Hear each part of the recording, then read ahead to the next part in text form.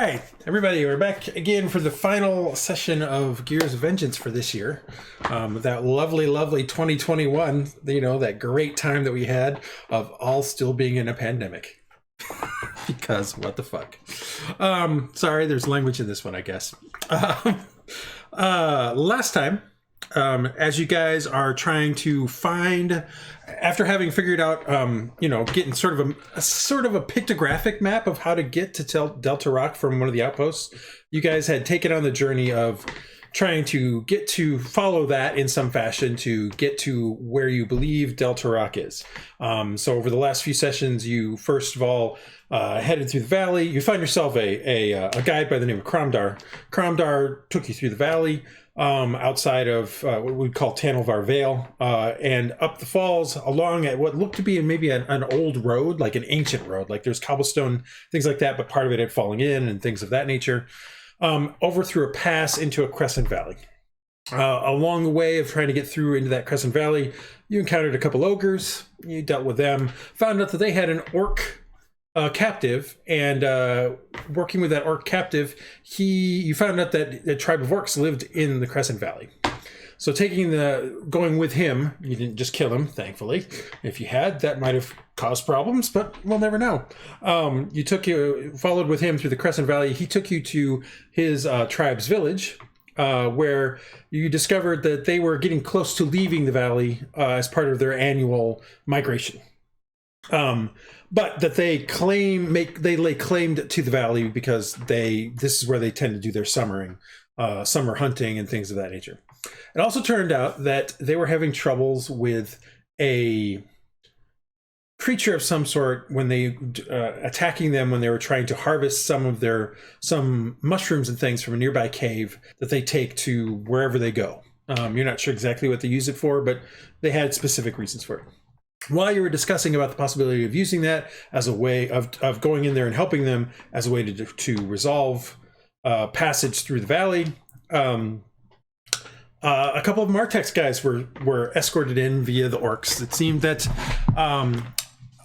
what's his name? Darvin. There we go.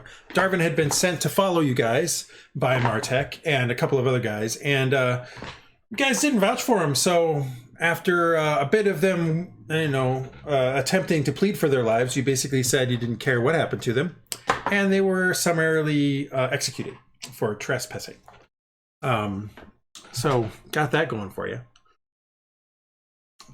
More specifically, last time though, you finally went into the actual cavern to help harvest the mushrooms.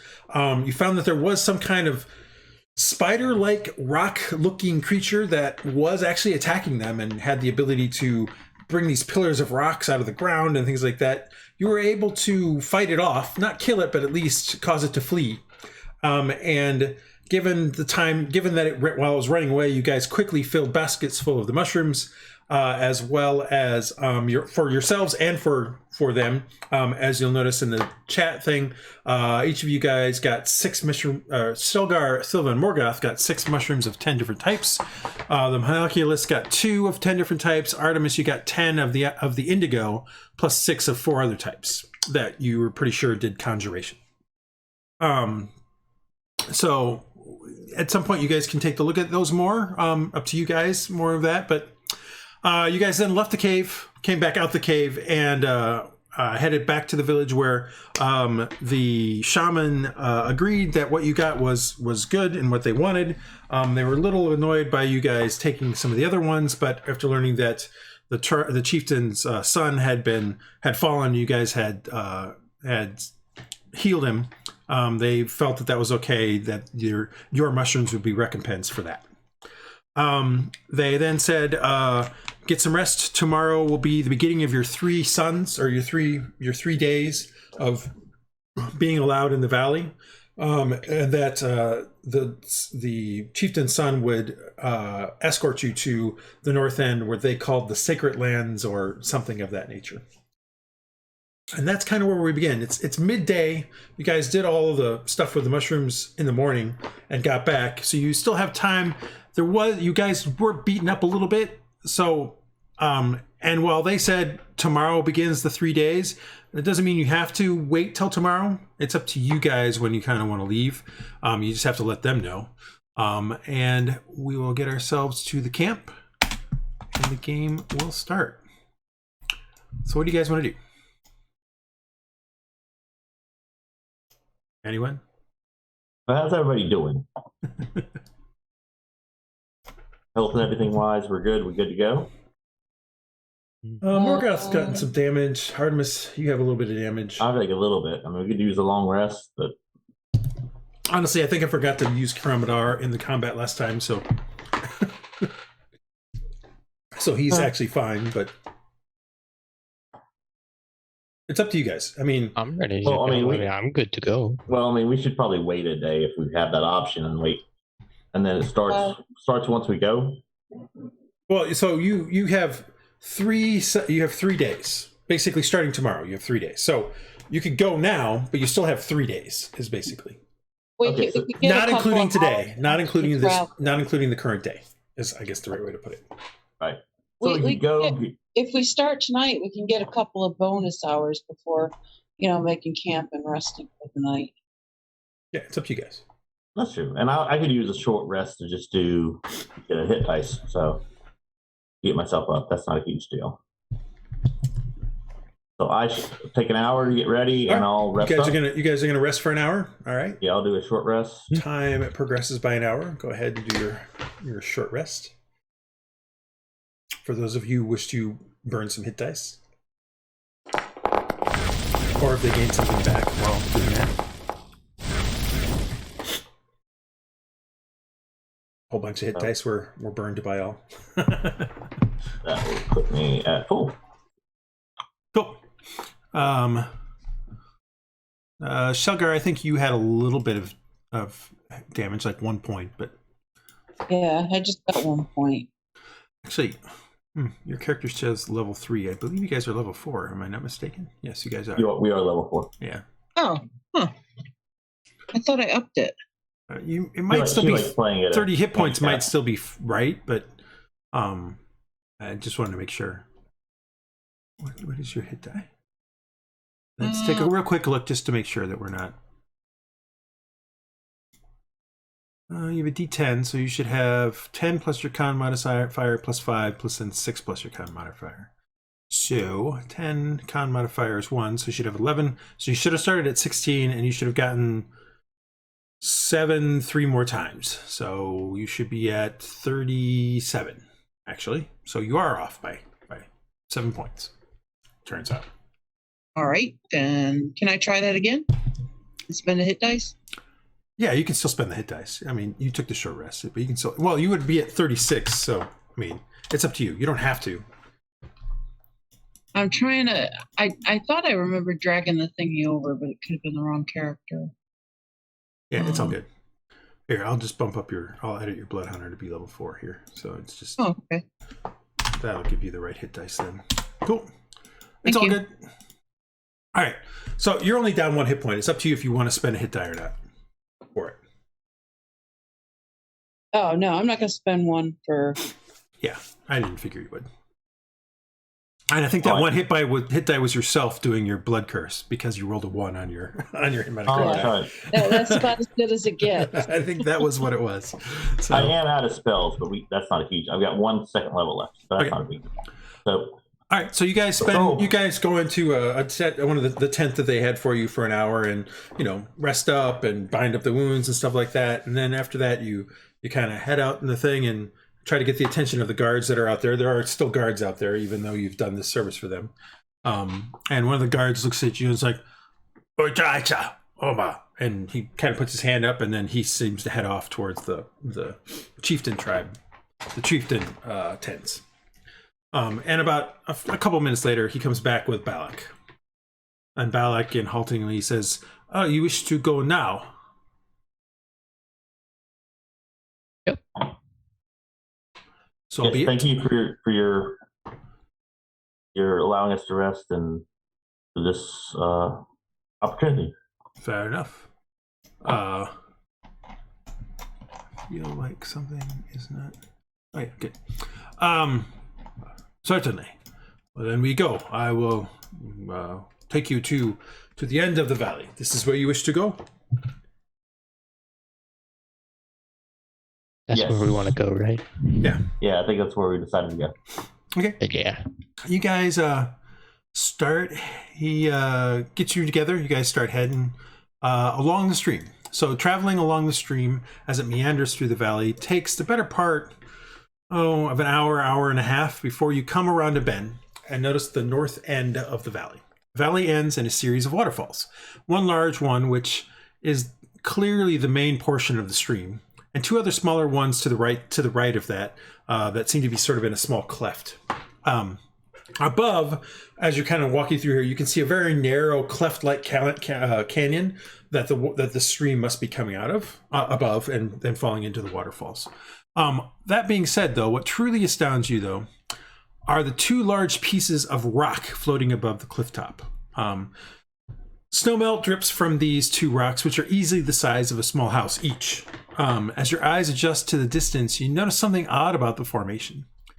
You hear a faint gasp from Cromdar mere moments before you realize the rocks are carved to look like dwarven heads, although massively eroded, probably from the snowmelt each year. And there is sort of some rivulets of some water. You can just barely tell from here coming down, and there's some snow slightly on top. It's late in the year, so you're thinking this might be fresh snow that probably happened in the last couple of days during some of the storms that would rain down at Tanavar. It probably snowed up here. Having seen the two floating heads, you now realize that what you thought was just a big boulder on the top of the cliff is actually also one of those heads slammed into the ground to the left of the waterfall. It seems to be crashed onto its side as if it had fallen out of the sky. Moving ever closer to the cliff, you can see that water used to run down from that left side beneath where the fallen head is, and surmise that maybe the rubble from that fallen rock has caused the stream to be redirected to its current position. The sound of the waterfall grows, and soon you are no more than a few hundred yards away.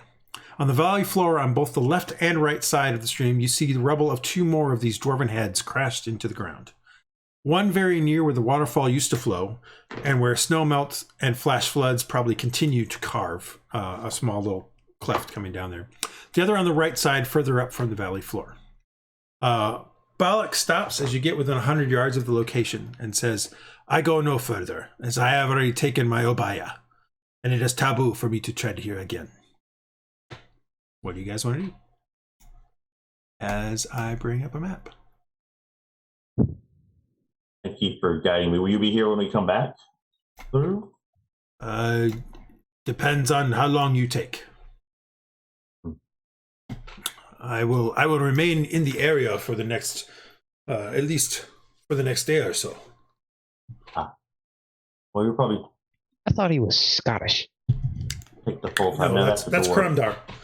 Cromdar is a bit Scottish. Right. Wrong person. Silly humans. Can't tell their own arse from a hole in the ground. What do you guys gotta do? So you guys are on the map. You've kind of been following the stream. You can sort of see. You can't see the top of the cliff. You're too close now, but you can see the waterfall here. This seems to be the main waterfall that's coming down. There's sort of another couple of them over here, which seems to be flowing in and has kind of added more water to the stream here. But you think it's all from the same stream up top, given what you saw on the way in.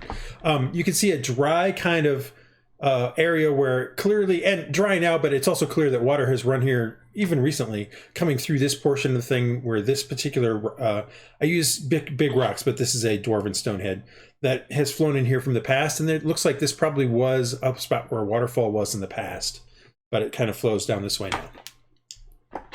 So I'm going to send Hootie up and fly around. Okay. What's my range for that? Kind of get a view, see if I need old roads or anything from above that might be more apparent.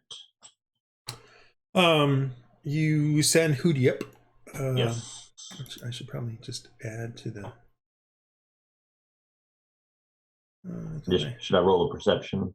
Yeah, have him roll a perception real quick. But here's Hootie, I think. There's the owl anyway. And here's the binoculars. Because I also forgot about that. Why did you run with advantage? I just don't remember why. Owls always get advantage on hearing and sight. The owl has advantage on wisdom perception checks that rely on hearing or sight. Okay. Just an owl thing. Yeah, no, that's fine. Flying up above the area, it's pretty clear as he looks around. There is a cobblestone bit in the stream right here. Okay. Oh, there it is, in fact. Up above, you can see that there's sort of, maybe it might have been, as he's kind of looking above, there's a stone rock, and it becomes now very apparent that, like I said, the stream coming down through the cleft got stopped up by that stone head and then kind of redirected to its current location of the falling year. He flies around the stone heads a bit, and they're very dwarven-like.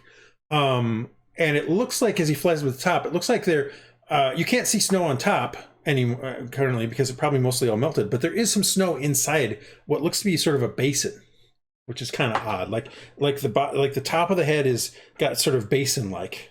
You're not sure if that's just from pressure from lots of snow on top or if it was made that way, though. And lastly, there is sort of on the left side up above.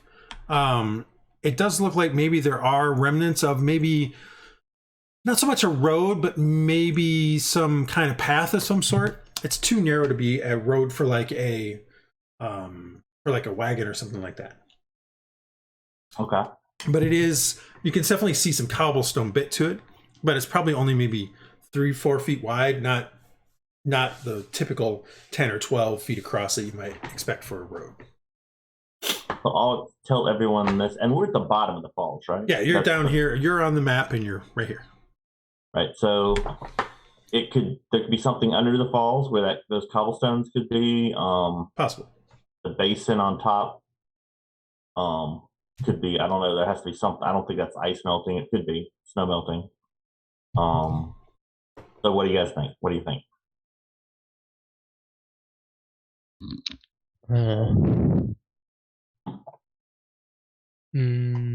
Well,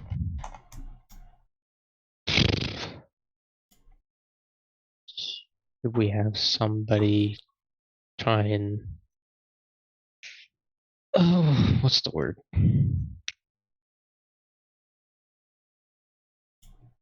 I know I lost my train of thought. Oh, I could cast Detect Evil and Good or Detect Magic if you care. So, like, down here, over here, there's one of these heads that's been fallen, right here, and then the other one is over here. And which one had the place in it? Place in it. The hole, was that up above or? No, that's above. Up above. The two floating ones still seem to have like a concavity on their top. Okay. It's not mounded on top. It's actually concave inside. Right. And you're not sure if what's on top of it. Let's go. I mean, that's there. So, how about someone climbs the head? Do they look like they're going to topple? They're floating. You said. There's no. So there's two floating above the waterfall. Okay. Like, you'd have to climb the cliff to get up to even to where they're close to floating, and they're floating about 50 feet above that. Oh, wow. Okay. These are two of them that look, they're definitely stone heads, but they have crashed into the ground. They're on the ground. The magic in them or whatever's holding them does not work. So why don't we climb on top of one of those? Well, they are partially broken apart. Like, they are rock riddles. Okay, so you only know that they're dwarven faces and things like that because you can see the carving part of it, but think of it as if somebody had a bust and kind of threw it on the ground and smashed it. That's kind of what you're seeing. Okay. So my vote is to go follow the path in the water under the waterfall. See if there's anything there. So who wants to do that? Because I'm not that guy. I'll lead the road. Same. Yeah, it's probably it's probably an Andal type situation.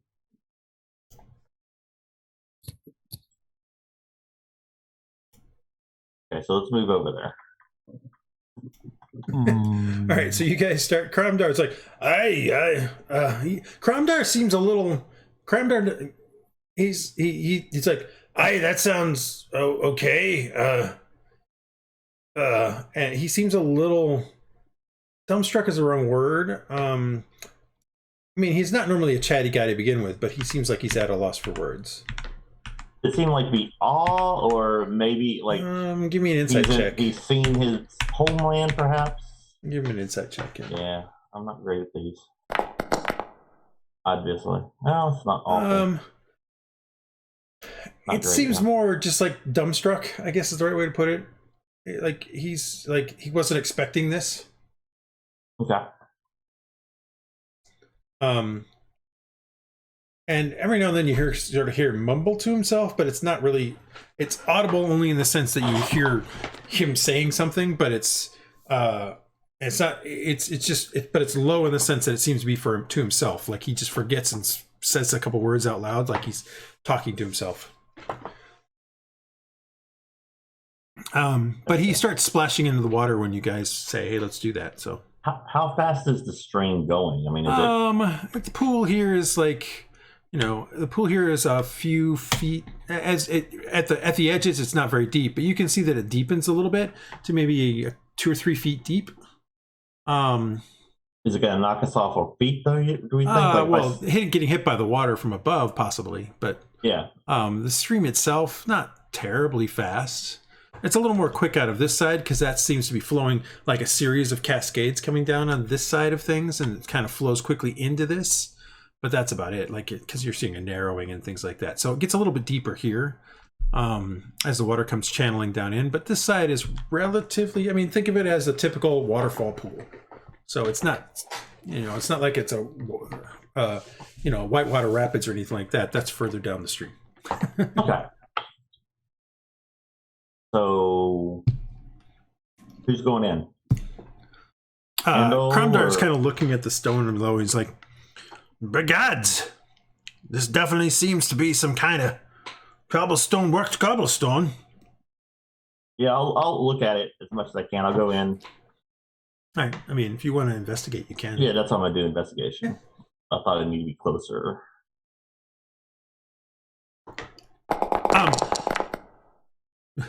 Yeah, I know. I mean, same thing. It's cobblestone. I will say though that Silva, with your passive perception, you notice that actually there's some cobblestone here along the bank of the stream as well. So the road probably comes out of this and into here, and then time probably has like scree, like this stuff, the rock scree and things like that have fallen down from the side. So it's probably just covered over by a bunch of rock that slowly over time, turned into soil and that sort of stuff. So, but there's definitely more right here as well as you're kind of walking past. And Artemis, you probably would have noticed it on your way by. But does a path go underneath the waterfall, or does it go to that other path? It looks like it goes towards the waterfall. No, it seems to be going straight towards the waterfall from what you can tell, from what you can see. Right, okay. It does get a little bit deeper as it heads toward the waterfall, to the point where Cromdar gets to about here, and it's kind of like it's kind of up to his chest by there, but it doesn't seem to get too much deeper. Although his beard is starting to get a bit wet. And then he's like, "Aye, this is not for me. Let me get over here onto the side." And he gets over to the side and starts trying to move along the edge. What are you guys doing?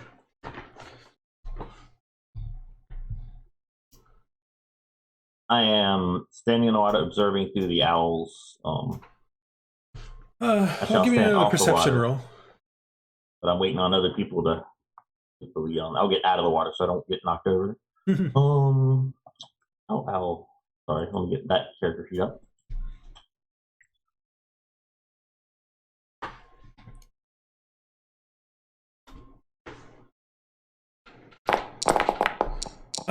As he kind of goes by the waterfall, he gets sort of a glimpse of maybe a darker, like it's I don't know, this is north facing, so there's definitely sort of a darkness behind it.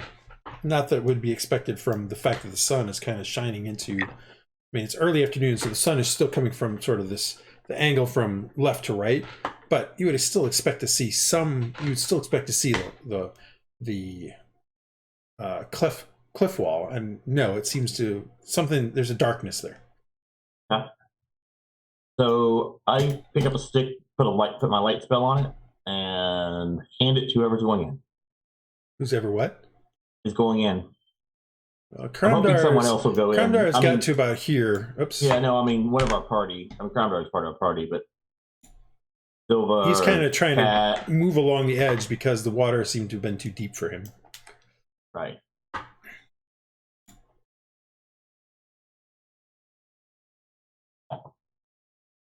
Make my way across and go in.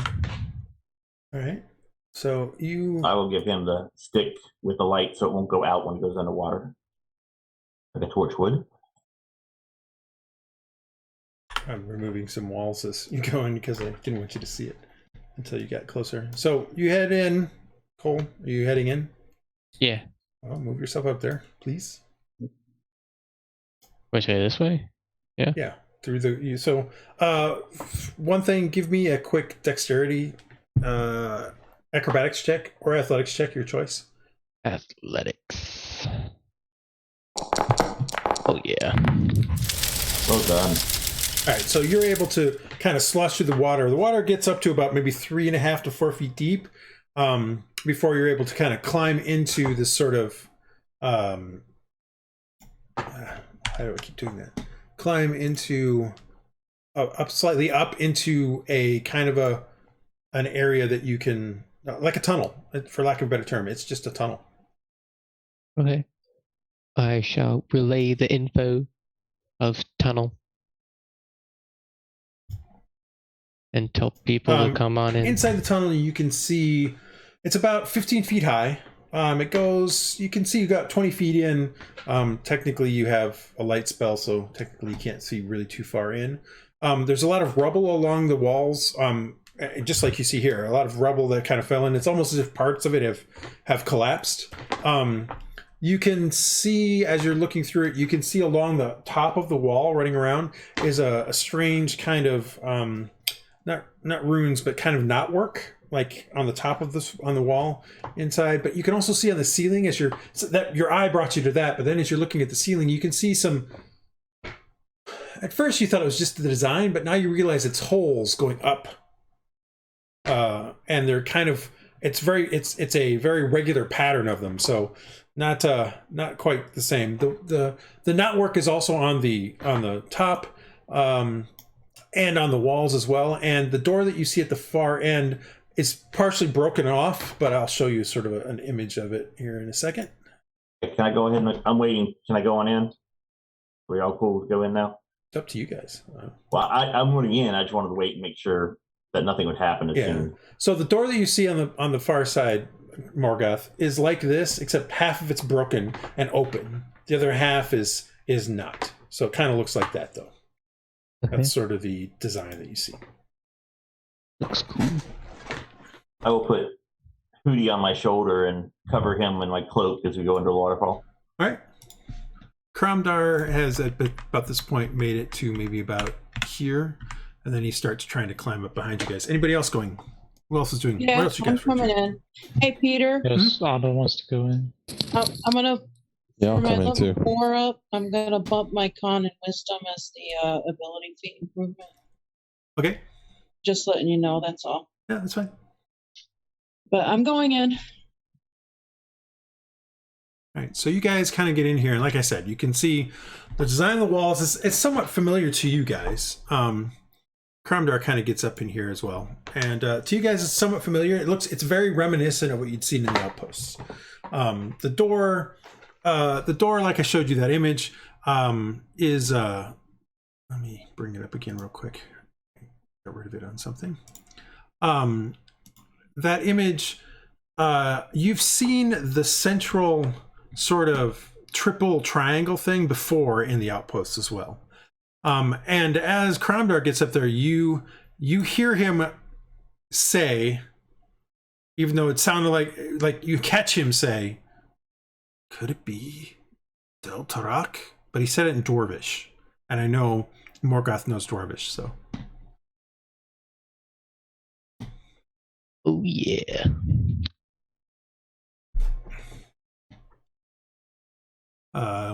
You guys heading in where so you've got that. There's rock all over the place. It's kind of partially collapsed. As you go by Morgoth, you notice that there seems to maybe be a very well hidden. It's partially cracked out. That's the reason why you even notice it. But you think this is an arrow slit of some sort here. Yeah, I was going to ask, are the holes above like murder hole type? Drop something down. Can give me an insight. An insight check to see if maybe that's what you think they are. I mean, it's possible. Well, this looks like an entry room, so it'd be a good place to defend. Yeah, I mean, definitely that. Plus, when Morgoth's kind of showing up that slit in the side, clearly, you know, some kind of defensive kind of mechanism here. So probably murder holes of some sort. Some kind. So watch out for traps. I don't think there will be trapped this long, but it's a possibility. Cromdar kind of moves up here and starts looking at the partially the unbroken door. But it's very clear that the broken door is partially open, and you can see it leads into more stuff back there. Okay, so shall we explore? What time of day? When did we get here? It is mid-afternoon. We have time to explore if we want to. I'm down for a bit of exploration. I think we should look around a little bit, yeah. Okay. Let us explore. All right. Well, put me where you be at right at this moment as you go to start exploring. I will stay in the doorway. Okay. I'm going to do perception for traps. I do speak Dwarvish. I thought I took Dwarvish. Morgoth knows it for sure, because I know Morgoth and Silva. No, I just couldn't remember. All me, Andy, and Brian know dwarves. Yeah. Just couldn't remember what I took. That's just looking at floor tiles, and we're trying to be careful as I walk in. That's my perception roll. You kind of looking around, Artemis, and as you're kind of looking for, you're more focusing on the walls and the floor to make sure you don't step on anything odd, and you know there is sort of a pattern on the floor, and you see potentially some broken runes in various places, but you think it's just part of the design. It's as you're looking at that you feel a slight shiver along your back, and that's when you hear sort of a very faint wind. It's like a breeze of some sort. Yeah, so that's when you then notice either undead or notice these creatures sort of manifest from above, or not from above, but manifest in front of you, starting to come through the door. It's that good and evil spell.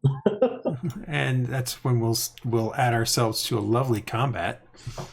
And roll some initiative. Yes, very lovely. Do I have everybody on there? Looks like it, right? It was a trap. 1, just 2, not 3, 4, 5. I thought. Yeah. All right. So go ahead and roll your stuff here. Oh wow! Did I roll with advantage? The homunculus just goes right after me. Yeah, I mean, once you roll Silva, I'll modify the homunculus to have your initiative. That's all. That's what I do. And here you'll go the same unless you want me to change. I can't imagine you do, but he's gonna be at 21 for the homunculus, and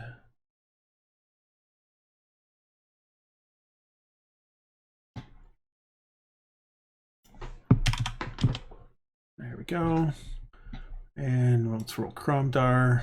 And luckily for you guys, I rolled terrible for the specters. So they're all going to be last. Yay. Alrighty.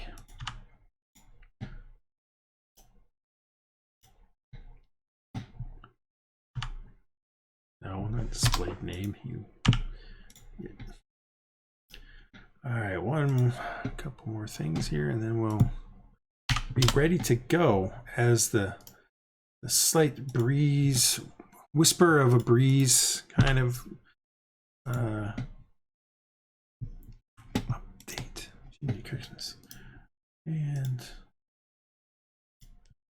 you look up to see sort of a pale, transparent form of a dwarf, like a dwarf warrior of some sort, and next to it, actually a pale, transparent form of an orc, looking very similar to like Balak and his people, like, you know, the sort of the buckskin kind of look with the beads on it and things like that. And that is where we'll start our combat. Do they seem to have any wounds on them? Like what felled them? Why they were fighting? The dwarf kind of looks like it's been pummeled, like it's crushed. Part of its face is crushed. The orc looks just, well, I mean, he looks pale because he's transparent, but you can't see any obvious thing on him. Maybe some kind of strange looking burn marks on him, but that's about it. Okay. And it is your turn. You'll be up first. So am I next to them? Is the doorway there? The door is there, but it's open. Like that door is crumbled. That portion of the door is crumbled. So you're just seeing them apparate in front of you. Apparate's the wrong word. Materialize in front of you. So I will take an attack opportunity if I move away. I believe the answer is no, because they haven't had a chance to have a turn yet. But I can't remember that exactly. Well, yeah, no. I mean, normally if I'm within 5 feet, they just use a reaction. But they don't have surprise. Okay. But I gotta remember exactly when you get your reactions on the first round. Like, you may not have a reaction until you have a turn. Yeah, that's what I don't know. That's the part I don't remember, because normally we're not right next to each other when things happen. Bonus action shillelagh to activate it. I'm not using it, just activating it. Okay.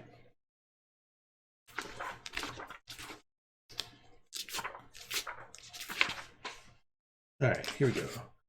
Reactions. Reaction is when you take a reaction, you can't take another one until the start of your next turn.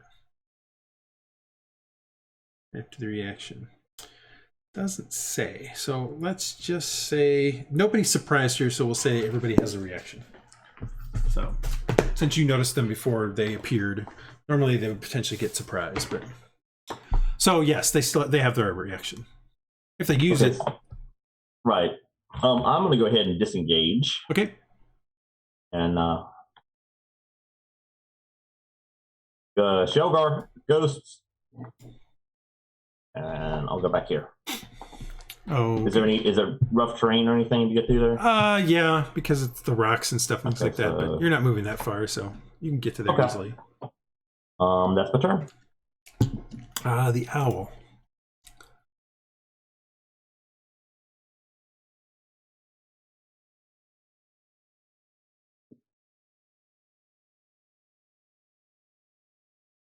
Owl's turn.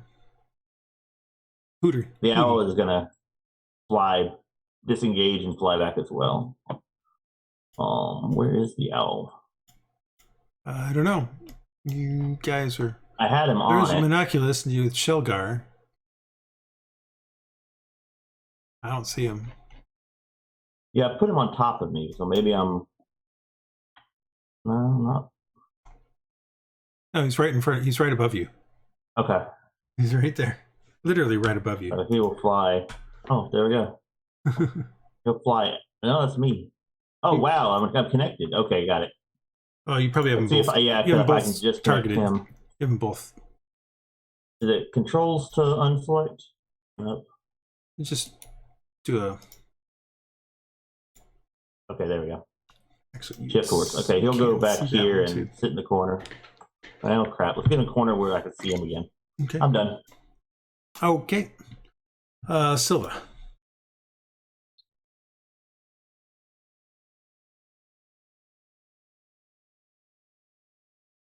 Silva, you might be muted. Yeah, sorry.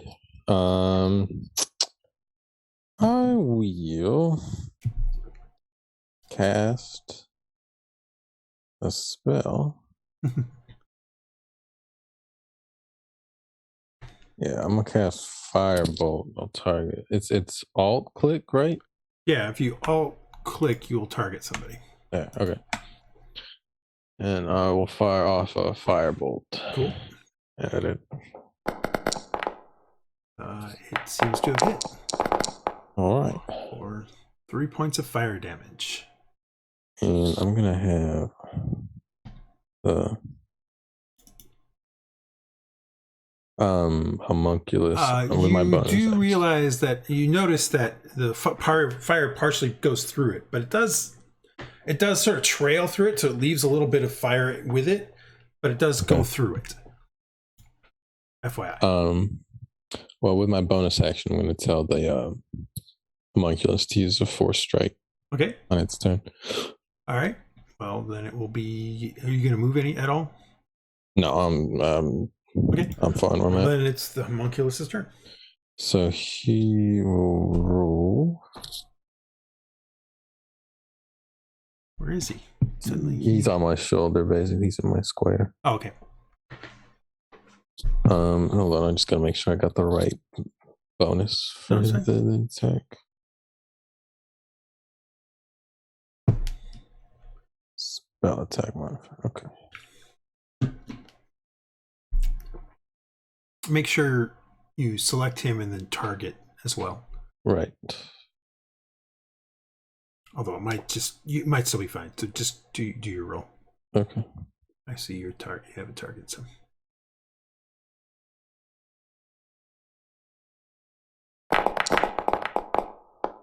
You rolled a 14. A 14 does hit. So roll damage. D4 plus proficiency bonus.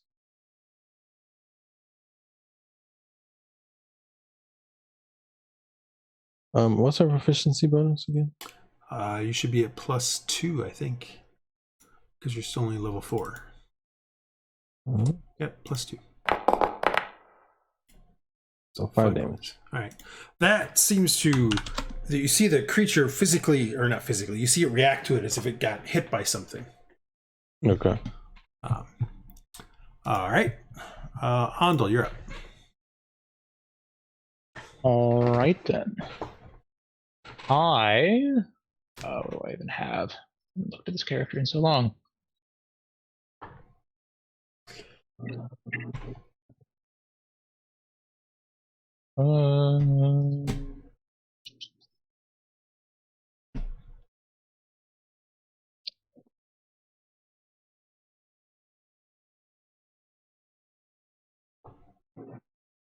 Okay, that's what's in that thing. I'm going to. I can see. I'll click. I can see this guy, right? You can see the 2, 3 in front of you. You can see here, here, and here. Oh, there's another one? Yeah, there's 3. Oh, I didn't even see that. Oh, yeah, he should be visible. No, I can see him. I can see him. I had the screen zoomed. That guy. I will shoot him with my bow. Yeah, the problem I have is that I think he's still hidden on my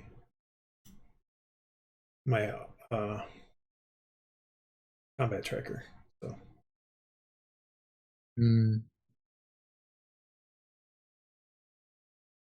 Yeah, he is. So let me unhide him from combat tracker so you can see him there. Oh, time. All right, so you're shooting with the bow. All right, you strike with the bow, and hit. Is your bow magical? No. So why did it do?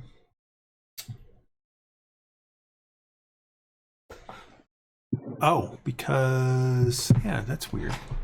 It shouldn't have done full damage, but it did. Unless your bow is magical. Shouldn't be. It's the normal bow I started with.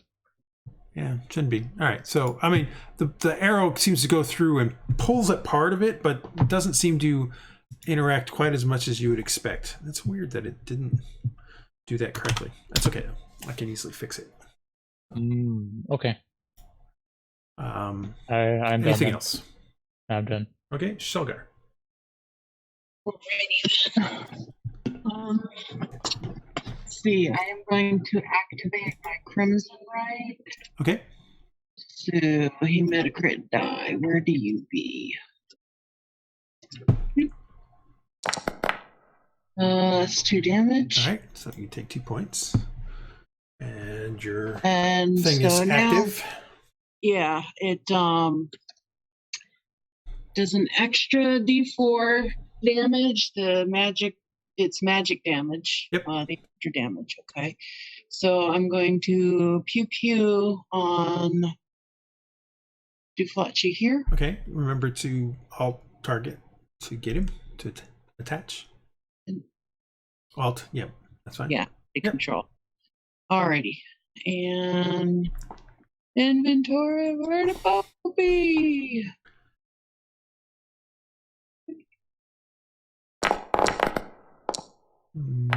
Hit. So you do. Your bow by itself is not magical, correct? Correct. Okay. So you do again like Andal's, it kind of flows through it and does seem to affect it, but not as much as you were hoping. Okay. And then here comes the right damage. Yeah, and that will be 1. full. Yeah. Unfortunately, not as much as you were hoping, just because of a bad roll, not because of anything Now, else. because I activated my right this turn, I have to wait to use my kill guy damage, right? Correct, because it's also a bonus action. But but next turn you can totally do it. Yep. All right. Cromdar is like, he's like, the gods be praised. Oh my god. I've lost the accent. Unfortunately, he can't swing at it because of the door in the way, but he can move 1, 2, 3, and then he's gonna try to slash at it with his spear that he has. And he also hits, but doesn't do a lot of damage. This thing, seriously.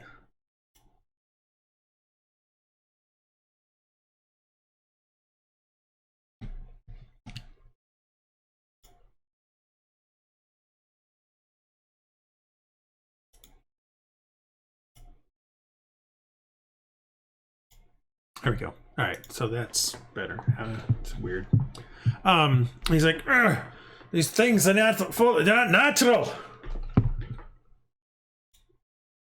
Morgoth, you're up. Yes. All right. Morgoth, what pellet is in your sword at this point in time? I shall say a cold one. Okay. All right, for the next minute, you have cold damage. That was a bonus action to put it in, but that's fine. Okay. Do I have to move over one to hit this guy? There's 2, one right in front of you. Yeah, the one in front of me. Yeah, you can hit him. Just remember alt yeah, click, I did. and then you have a magical weapon at this point in time, but you're just doing cold damage as well. So roll your attack. You definitely hit. You do. Now let's see if it did it right. Should. Let me check. I'm just checking. So you should have done 10 points of magical damage, plus 3 cold. Well, it's resistant to cold, so plus 3 cold damage. Dang it. Although you set it up as slashing, so something's not quite right there, but that's all right. Slashing, It's still enough. You swing your sword through it, and you feel it catch slightly, and a sort of slight iciness kind of also goes with it. But you kind of go through and just take off the head of the dwarven warrior, and it kind of flump, flump, flump, and it sort of winks out of existence as it bounces on the floor. Yeah.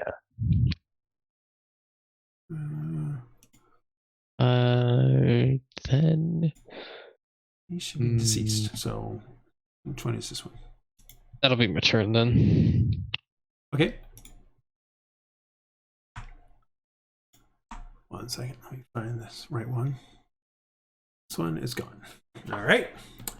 All right. So there's now somebody you can't see. goes 1. What's 2? 3. All right. A specter seems to appear coming through the wall. Oops.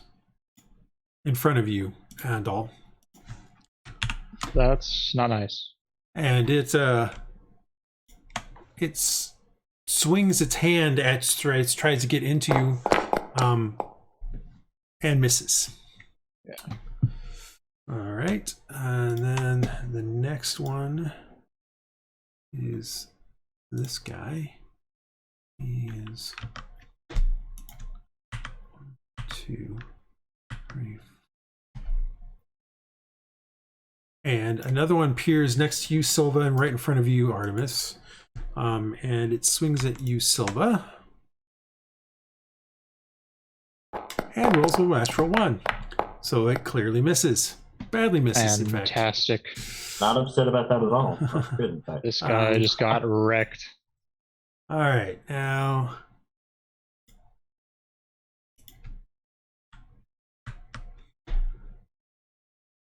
one appears behind you. That I don't like. Artemis. And it attacks you. Yes. It's, Roll another 1, that'd be awesome. it'll have a +2 to this. Okay, roll 12. well. That'll miss. Okay, actually, I accidentally went after Silva, but it's fine.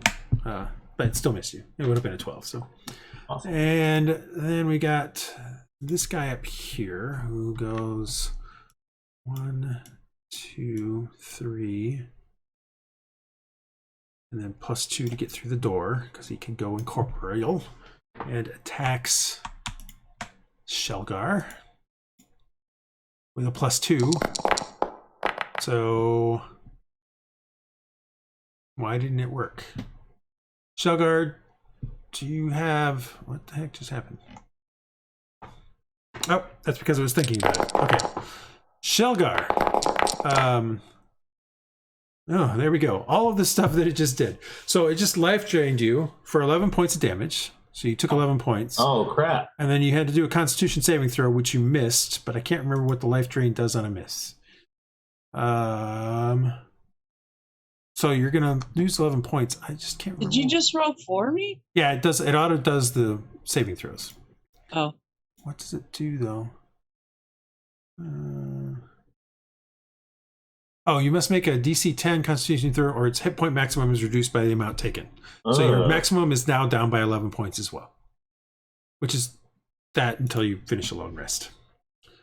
All right, now we got this specter here, which I might as well just show you on the thing because it doesn't matter that much. What about my current hit points? Is it the same? Yeah, and also you lost 11 points of damage, and your maximum goes down by 11. If you make the Constitution saving throw, you don't lose it. 1, 2. 3, Looks 4. like it auto deducted the damage. It did the damage, so you should be down 11 points. 7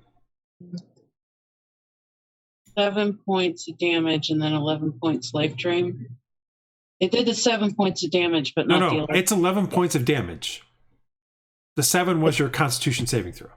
Oh, well, it subtracted 7. Doesn't it take it from your max health? No, actually, it says it's -5. You must be immune to something. Probably. That's Is good. it necrotic? Yeah, it is necrotic. That's why. All right, so it took away 5, and now it dropped your maximum, but it should still drop. Oh, actually, it should only drop your maximum by 5 as well. It's however much damage you take. So you only take a 5, so it should be. You should have a. Well, your maximum is 37, so you should be at 32 for max. Well, hang on. When I leveled up, I upped my Constitution. So okay. Yeah. So let's see. 41. Was your Constitution 13? Huh? Was your Constitution previously 13?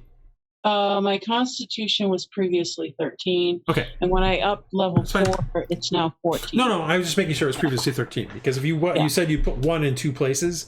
Yeah, 1 in wisdom, 1 in Constitution. And if it had been 12, it wouldn't have changed. Oh anything. yeah, 12 would have. That's all I was asking. Yep. That's okay, it. so up. Yep. All right, so that it did it right because it is necrotic. You are correct. So I was at 41 -5, it'd be 36. Correct. All right.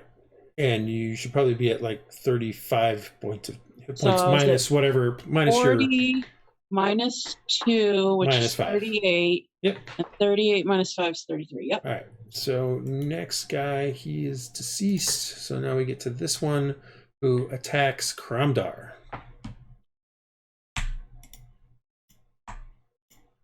He is going to attack Kramdar. And he's going to hit Kramdar.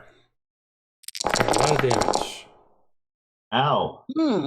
Oh, but Kramdar made his saving throw, so Kramdar at least is still didn't lose his maximum. But he did take a lot of damage. Kramdar is not a happy guy right now. I don't think any of us are. Yeah, for some reason he was... Oh, wait. Why is it... It only took away half... Oh, because... Oh! Hold on. I'm trying to make sure of something.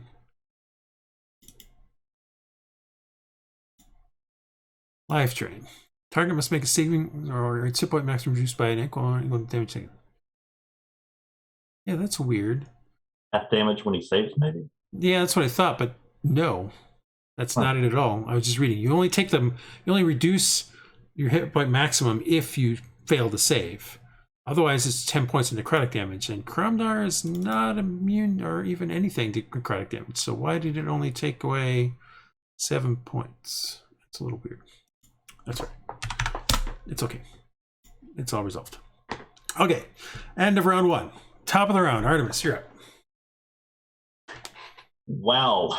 Okay. We might rethink this because that's a lot of guys. Artemis. Well, one seems to be gone. Yeah. Artemis takes something out of his pouch and crushes and injects it into his arm. Mm-hmm. And that is my level 2 chemical fortitude, mutagen, whatever. So that will give me Alter Self, and I'll cast these. Yep. So I don't know if it's going to let me do both of them because I've only got one spot left. But no, just you can always cast without using a slot. Okay, so it's Enhance Ability and Alter Self, and that's going to be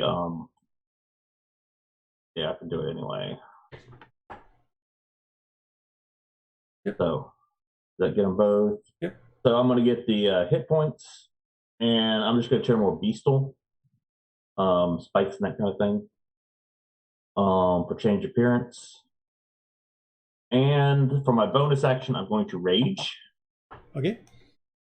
And that'll be both. And then I'm going to get take attack of opportunity as I go back against the waterfall.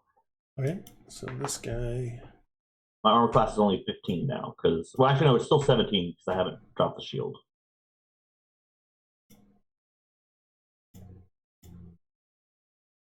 He misses. Thank goodness. Okay, that's my Oops, turn. I happen to have a whole bunch of people accidentally. Oopsie. Luckily, you missed all of them because that would have been fun to try to solve. The owl. Oh yeah, the owl. You have an ability to fly away without opportunity attacks. I think he does, but maybe be flybys. Actually, it occurs to me I may not have attacked with that particular specter when he came through, but oh well, that's fine. Okay, yeah, he's going to just fly. He's going to attack. Can they attack? No, they can't attack because it's familiar. He's going to fly away. Okay. He does not take opportunity attacks when he flies away, so he will. How high is the roof? 15 feet. So he'll fly up and he'll just be flying around. That's going to be out of their reach, I assume. We hope. Silva. Well, it's a dwarves. Not all of them are dwarves. Yeah. Okay, so he's just flying up, hopefully out of reach. All right, Silva. My turn. What was that? My turn? What was that? My turn? Yeah. All right. Oh. All right. This is not a safe space. Oh, it's awfully tight quarters. It's not a safe space. You're correct. Now, if I shoot the person that's right next to me, I take a disadvantage, right? Yes. And yes, that is correct. But if I shoot somebody else, do I take disadvantage? The answer always escapes me, but I think because you're in melee combat, you always take a disadvantage, unless you have sharpshooter. All right. Okay. Ranged attacks. Ranged attacks. Aiming in a ranged attack is more difficult when a foe is next to you. So when you make attack roll with a weapon, spell, or some other means, you have disadvantage on attack roll if you're within 5 feet of a hostile creature. All right.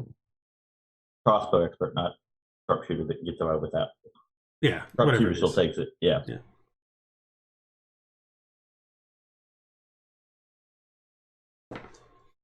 I will stab him. You're going to stab him. Well, that hits, but it only does... It's not a magical dagger, is it? Nah. Why is it not? It's being dumb about resistance, it seems. Okay. Anything else? You definitely hit it. You feel some sort of give as your dagger goes into it, but not as much as if it was a normal body. No, that's it for me. I'm just gonna homunculus shoot him. Okay.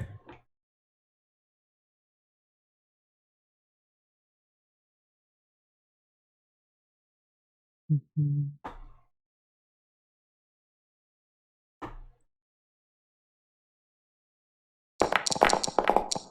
14 will hit. Roll that damage.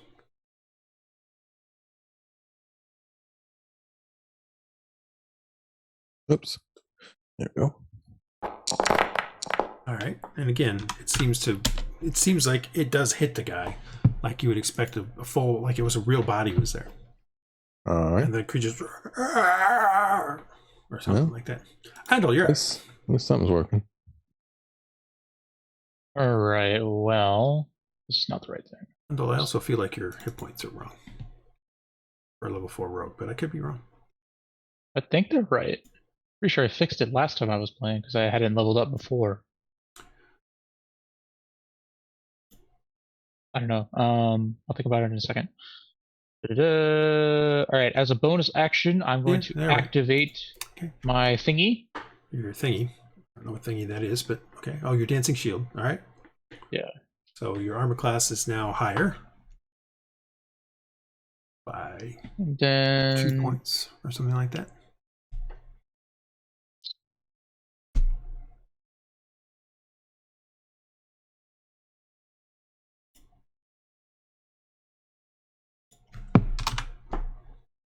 Okay. And I'm being surrounded, and I don't like that. There are a lot of ugly people in here.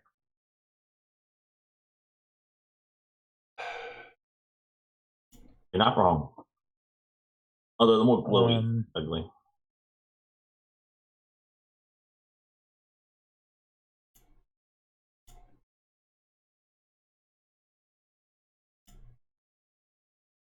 What does it mean when it says you can take a bonus action on each of your turns in combat?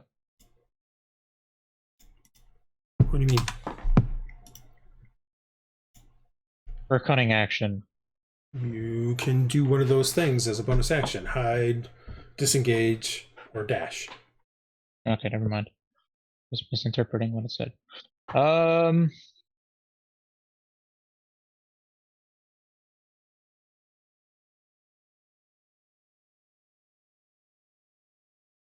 Firing at bow and melee ranges. Disadvantage. Disadvantage.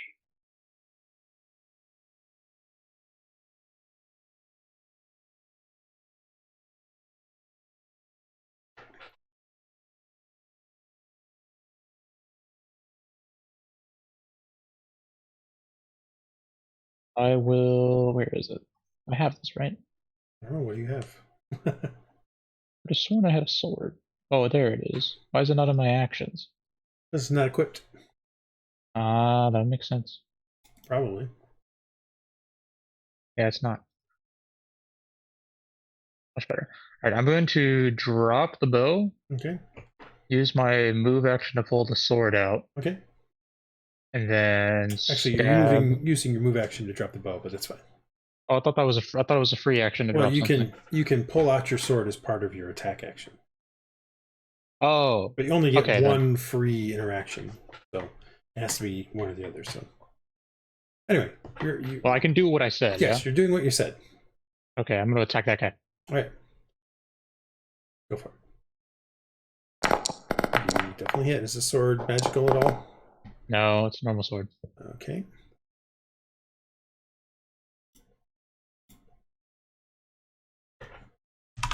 All right, you feel some slight kind of give as it goes through it, but not as much as you were hoping. Sealgair. All right. How do I shoot with advantage? What key do I hit? Or disadvantage? Disadvantage is Alt. Click on your thing. Advantage is Control. Click on the thing. Okay, click on the item you're going to use. Sorry. Yeah, I'm gonna keep the same target as before. Okay. And I guess that's disadvantage. So disadvantage. Alt and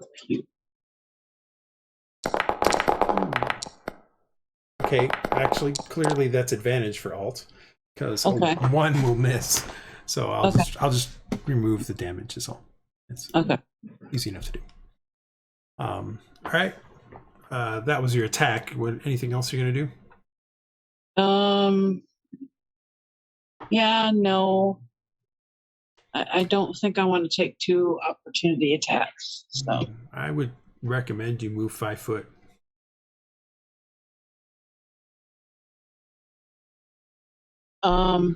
If I rounded 5 feet.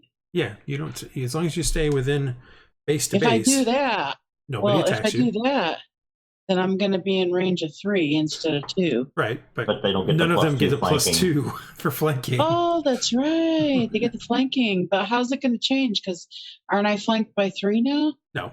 They have to be directly across. Okay, gotcha. Doesn't mean that they can't try to move to do that, but it seems unlikely that they would. Well, we'll see. Okay. Anything else? I'm going to pray. Okay. Karamdar again attacks the guy in front of him with his spear. He hits again. It doesn't do as much as he was hoping. But Karamdar still.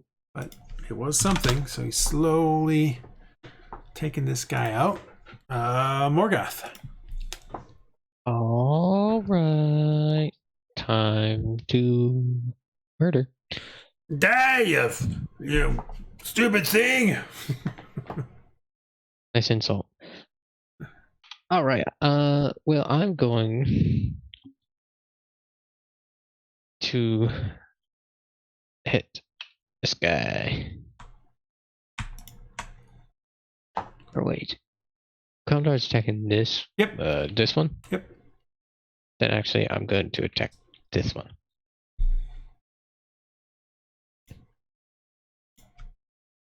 You hit. Yeah. And yours is the full damage, right? Yes, because you have a magical sword. However, your second one is not a full. So you do, unfortunately, you don't quite take him out. You do a grand total of 6 plus 1 is, no, 6 plus 3, 9 plus 1 is 10. So he is still up, but just barely. Dang. No, I did the wrong thing. He's not 2 feet up, you idiot. This one. Then I am done. Okay. All right, we got ourselves a Spectre. Which Spectre is this one? All right, this one is going to attack Andal because it gets a +2. Not that smart, but it definitely hits. Andal succeeds at the saving throw. Yeah, it's automatically doing half damage for the saving throw. I need to check what's going on. Something is broken here because that's not what it says that it does. Necrotic damage. This is 15 damage. Yeah, it's 3d6. Jesus. Yeah, it's because of the way this thing is set up. It just automatically assumes that if you're doing a saving throw and you're doing damage, it automatically should have the damage. Which I'm pretty sure that's not the case. Let me check real quick. Just to be safe. That's what I'm looking for.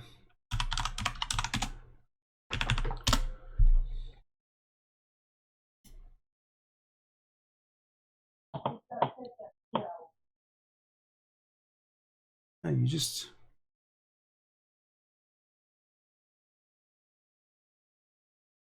Yeah, so you took not 7, you took 15. So you're at 13 points left. Jesus. Right, you didn't lose your maximum hit points, which is the better part. Okay, that's that one. Next one is this one, which attacks Silva.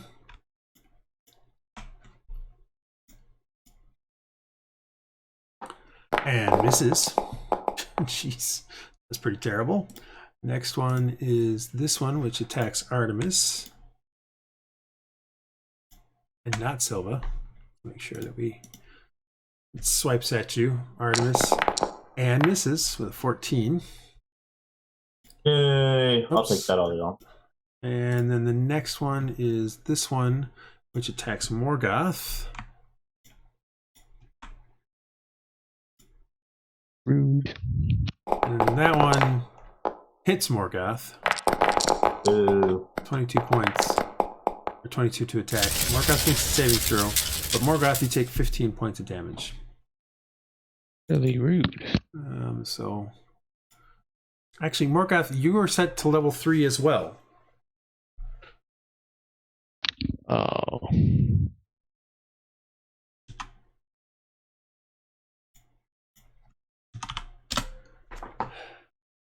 All right, so assuming your hit points are right, you should have another 10 points. Let me make sure. Actually, 9 points. So you should have 10 plus 3, so 13, 18, plus then 3 times 9. Yeah, 3 times 9. So 3 times 9 is 27, plus 18 is 45 points. So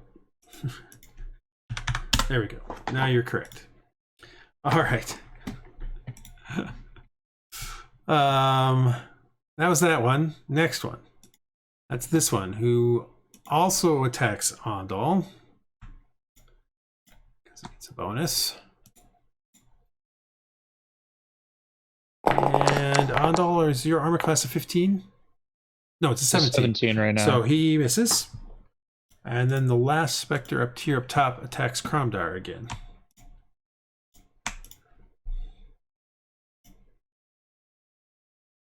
And he hits Cromdar. Cromdar succeeds. Cromdar only should be taking 10 points. So Cromdar is getting kind of low. All right, top of the next round. It is now Artemis's turn again. Okay, so I'm going to drop my shield and hopefully hit the one behind Andal. Okay. With my shillelagh. Yep, which is magical. Yep, which is magical. Let's see if I can do this right. So, Alt click. There you go. Yeah, I'm wondering if the spell is going to do if I click on the spell, if it's going to do the right thing. No, it just does the damage. Okay. So that's not very helpful. I'll hit my club, ignore this damage. 9. Is that your attack roll? Yeah, that's my attack roll, and I'm technically +3, so that would be a... Well, why is your club... Well, because shillelaghs actually use my intelligence, not my strength. Okay. That's the whole. The shillelagh though might have worked if you had targeted yourself when you applied it though. Actually. Oh, okay. Well, would I to hit though? No, you didn't. When you cast the spell, you didn't target yourself, so it didn't apply it to yourself. Oh, back when when you first cast it way back when. Okay. 12 does hit. Okay, so 9 points of damage. It's all good.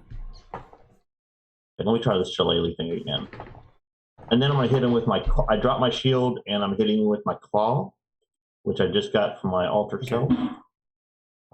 It's going to look like a short sword, but it's not. Well, if I had it equipped, my natural weapon. And I shouldn't get any bonuses in this, I believe, with my second attack. That'll probably miss. So, yeah, that'll be an 8. Misses. Okay.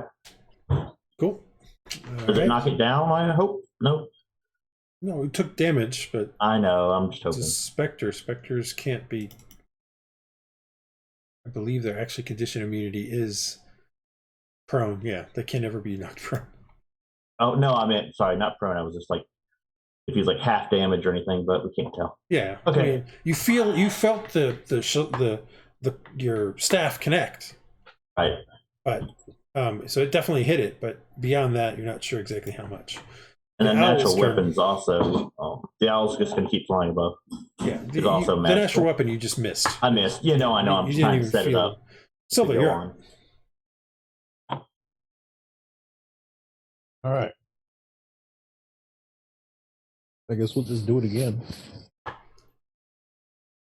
Since it worked so well the last time. Same one? Yeah, I'll just stab him. Okay. Well, you hit. Ooh, look at all that damage. I'll do the same thing with the Oculus as well. Cool.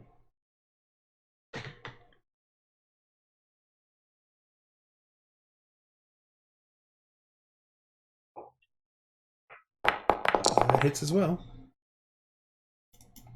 Roll that damage.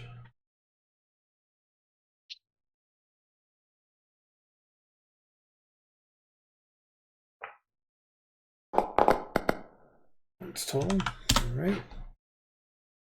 The creature gasps and as it takes this thing. Andal, you're up.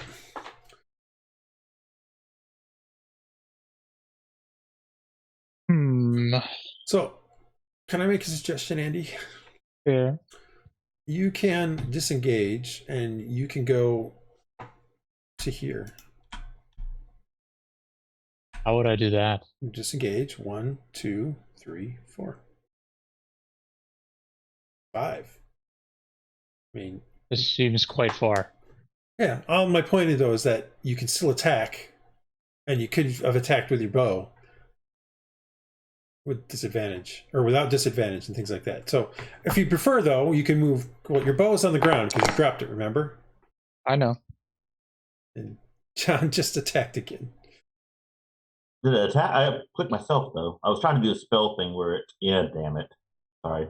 Oh. I was trying to do a suggestion of making it. Yeah, who did you attack? It didn't do that. I attacked myself. Okay, so make sure put your damage back. Yeah, I just did. Andal, you can do that to get out of where you're at. Is all I'm pointing out. But you've dropped your bow, so at this point, all you have is your other weapon. So you might not want to go that far because you still want to try to hit something, or you may want to go that far just so you can take a health potion. I don't know what you want to do. I was just trying to point out that your disengage can be used to do what you just did. That's what I was trying to point out. So it is still your turn. I will move to here. Okay. You can now see down that there's these two hallways that are also crumbled, like part of it's caved in and things like that. Yeah. I will You also ran over top of what looked to have been a medium-sized skeleton. Partially decomposed. Drop the sword and pull out the bolter. Okay. Which is loaded with... Where's the load list? Right now it's on pale blue. Just cold. Yeah, that one. All right. And we are going to shoot this guy. All right. Oh, I have multiple people targeted. There we go. Let's turn that off. Yeah, there you go. Of course, you just left Silva by herself, but... I mean, they almost killed me in one round, so, you know... Yeah, the roll's not set up. What do I need to roll for this? Just roll it as a like a bow attack. Just roll it as the bow. Yeah.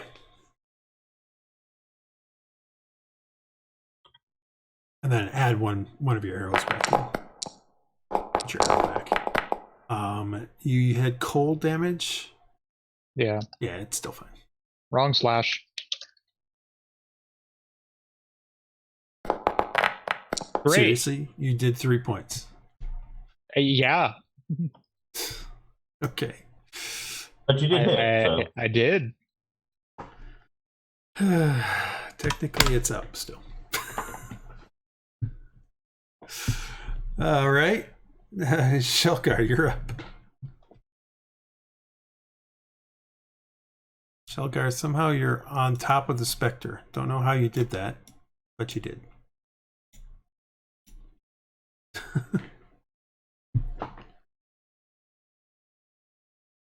You're muted. She just likes to go places, you know? She's in there talking. She's muted if she's talking to us. I know, I just yelled at her.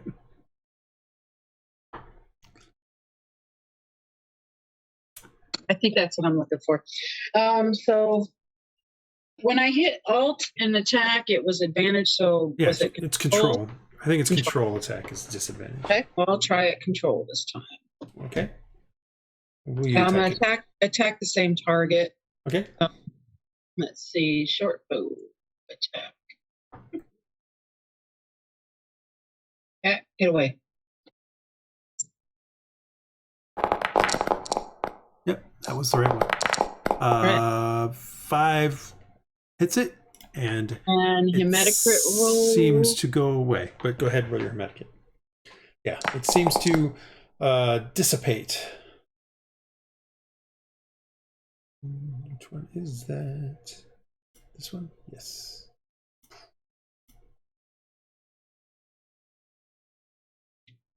All right. Anything else? Nope. All right. Kramdar blesses his. This is aye, Forge. Thank you, Forge. And then he turns around and he attacks this one. And does it with the spear again. Oh, that time he misses. As he goes wide.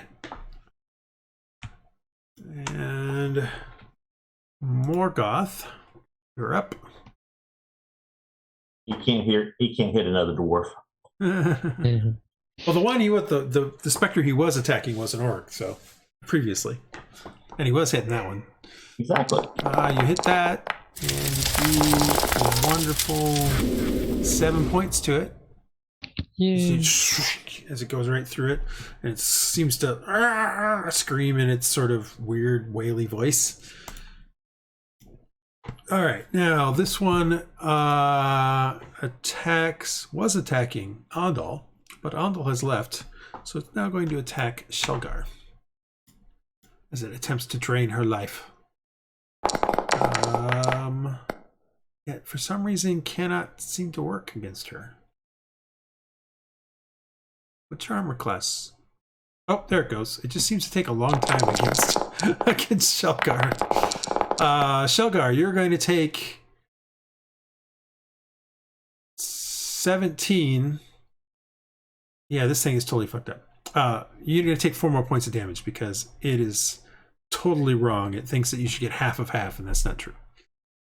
But you did make yourself your save, so. Did you take away an extra 4 points?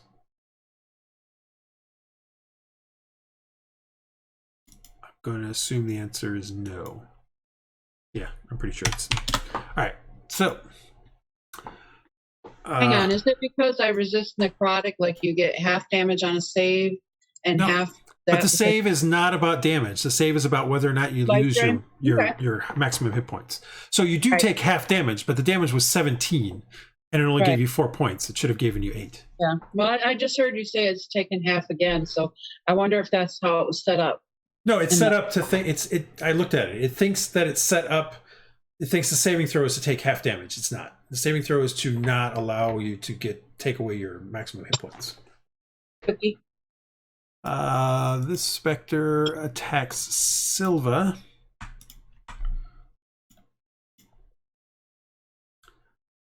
I believe Silva. What's your armor class? It's a good question. It's thinking hard about. Armor class is not high. Okay, well that hits you, and you take 8 points of damage. But it can only give you 4 because this thing is not set up correctly. So I will modify. What is this?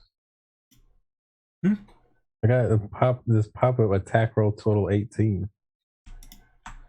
Yeah, because it hit you. Oh, okay. Yeah. Now, it's what type of attack is it? It's a necrotic attack. Okay. It's a touch attack. Unless you're trying to see if I can use absorb elements. You might be able to. If it's a reaction. I just gotta read if it. Reaction when caster is taking acid, cold, fire, lightning, or thunder. And no, because it's necrotic. Okay. Well, then, how many points of damage you said? It's already taken enough. Oh, okay. Next one, Spectre attacks Artemis. Sure, I only have Artemis. Roll a natural 20, Artemis. I'm sorry. Yeah, I don't like that at all. Well, I mean, unfortunately, it's not piercing or any of those sorts of damages. So yeah, no, that's not good either. It's going to be a full-on ow. So you take a grand total of 24 points. Yep. Although it only gave you 12, so you're going to take another 12 off of here. So there you go. I did get rid of my temp first, I think. Well, again, you didn't. When you cast the thing, you didn't have it attached to yourself. I'm going to add 3 back things. I got 3 temp. That's fine. Yep, that's fine. Go right ahead. Just pointing that out, though. Yeah. No, you're right. Yeah, but that's fine. That's probably why it didn't have it. That's all. All right. This Spectre attacks Morgoth.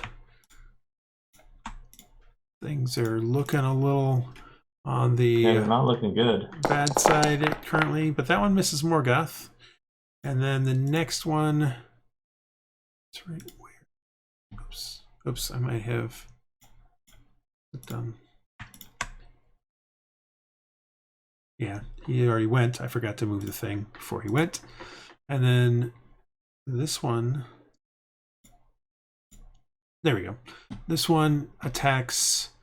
I don't remember who he was attacking. So, he was attacking Andal. So he is going to attack Silva instead. He misses. That's a pretty low roll. All right. Now we move on to Artemis again. Okay, that was round 4.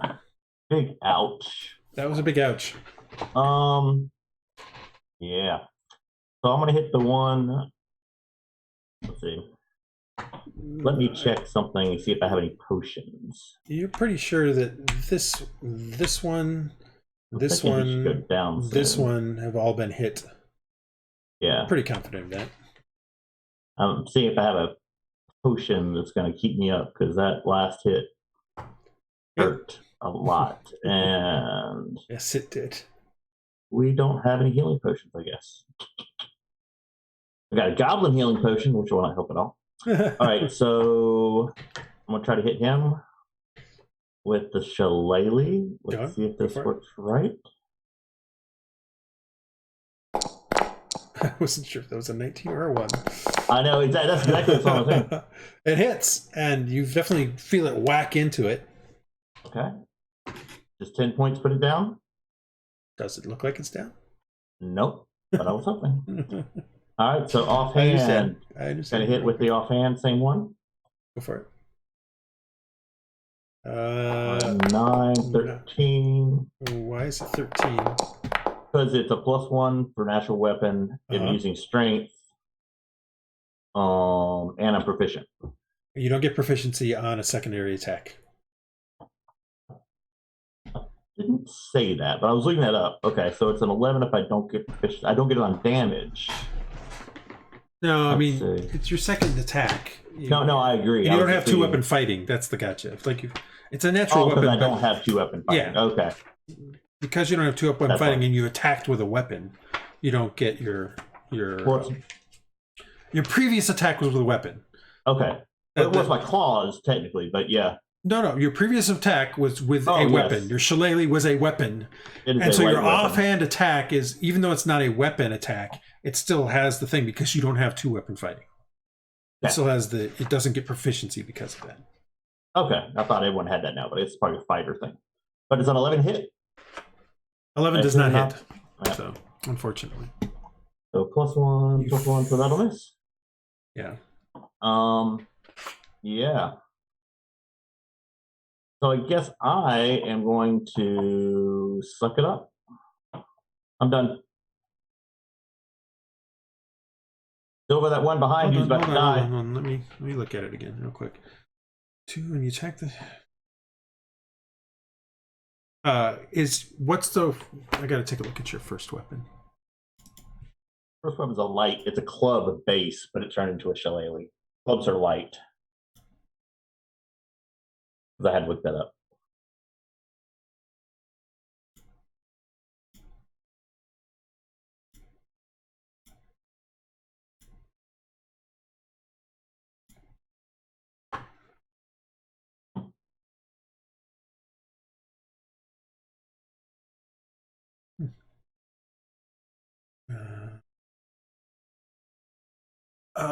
I think I'm misunderstanding something because I think what fighters add is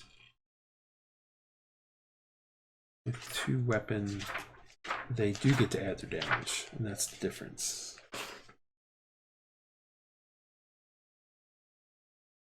Okay, so you do get your ability. Oh, good. So is that 13 hit? 13 hits. It had already done everything else because it had done that particular thing. It additionally does a +2 more for being barbarian raging, so that'd be 8.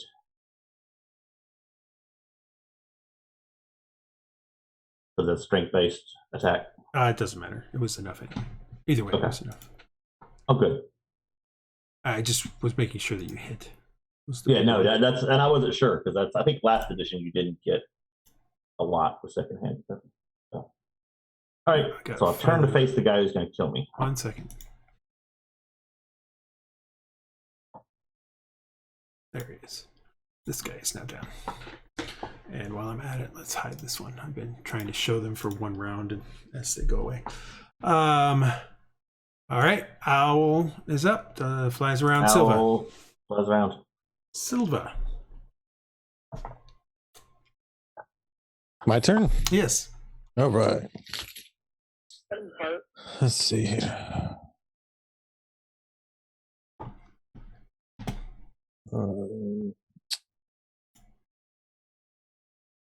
No reason to stop now, I guess.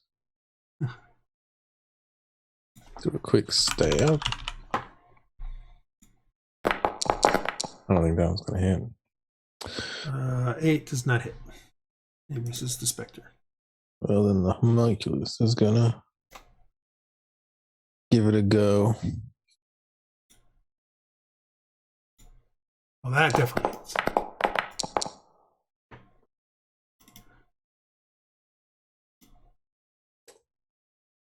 But oops, the homunculus is confused by what you're telling it to do. Yeah, yeah.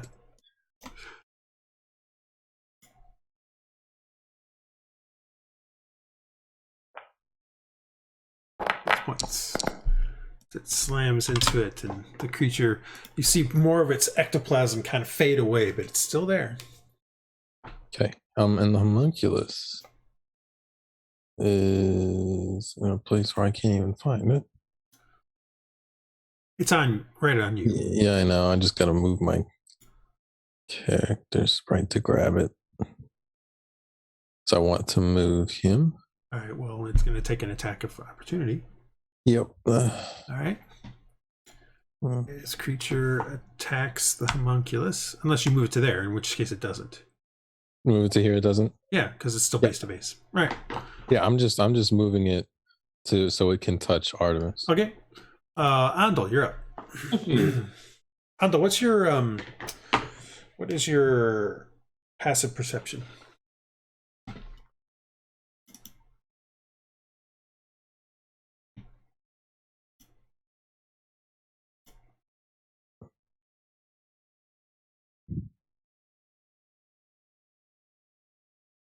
Cool. Or Andrew. Andal. Oh, sorry. I had turned the thing off because I was messing with something. Yeah. I didn't want the noise to get in the way. It's 13. Okay. You feel some coldness at your back, but turning around, you don't notice anything. Continue with your turn. Well, because of that feeling that coldness, I'm going to move up back to the door. Okay. Because I don't like that. Then I'm going to fire my next bolter shot at this guy. Wrong thing. Where's alt? There it is. Okay. This guy. This is a fire bolter shot. If I Okay. remember correctly. Yeah, it is. Roll damage. Roll your attack. Short bow. And I need. That hits. Ignore the damage, so I'll do damage. That is the most ridiculous garbage I've ever seen. All right. Again, the fire kind of goes through it, but doesn't seem to do a lot to it. Stop messing with the thing. Anything else, Andal?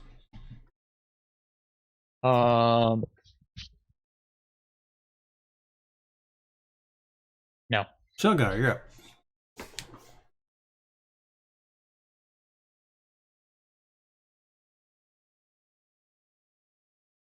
You.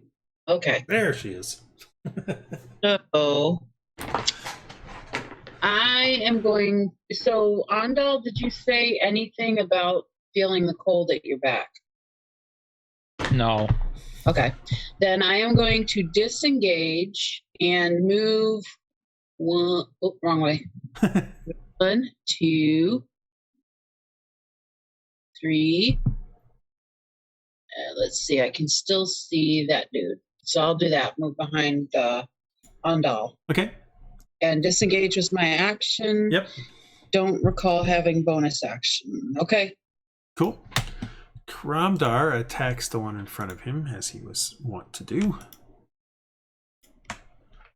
And with that spear of his, which has been failing him the last couple of turns, he's just like, he's like almost berserking, but he's not because he's a dwarf.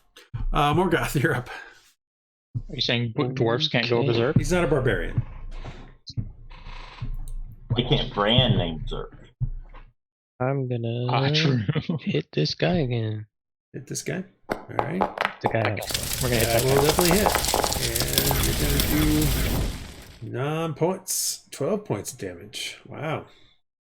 It doesn't quite. You see part of his ectoplasm kind of spill away and off into the thing. And while he's faded some more, he's still there. It's just because he's a jerk. Did you want to do anything like maybe an action surge or? You know what? That's a good idea. I'm asking. You don't have to do it. I just curious. Yeah, no, but I think that's a good idea. I shall action surge and hit him once more. Let's hope you don't get a 1. Nope, you don't get a 1. So, that seems to tear through him and put him down. That's right. Then Put him I down. shall move right here. It seems to end his existence. Cool. All right. We are down to a Spectre here. The Spectre is going to attack Morgoth. Now, he was fighting...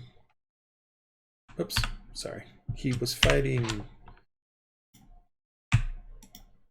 that guy, so we're going to have him attack Kramdar. Oh, disadvantage. Oh, you want him to roll a disadvantage? Yes. Okay, let me roll a d20 again. Yeah. And 6 plus 4 would be 10, which would miss. So I will undo the damage on Kromdar. All right, good enough. As your reaction did that. Next, only get to use that once, right? Only get to use your reaction once, yes. Yeah, okay, that's what This one is going to attack Silva. Once per round. Silva gets hit. It's not going to think about it for a while.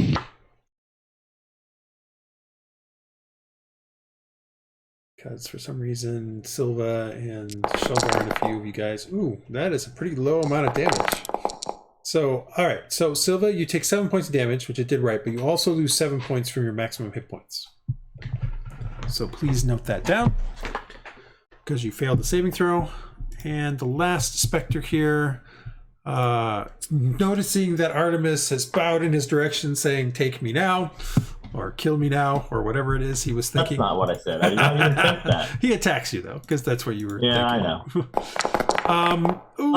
Gets a 17, so he definitely hits. Yep. Roll low damage. Just a question of how the damage is as we wait for this thing to... it's waiting if I shield. Is that 7 points off my hit points? It already took off the 7 from your hit points. You just need to take it from your maximum. I know. Is that permanent? Should I move it off the? No, it's until a long rest. Okay.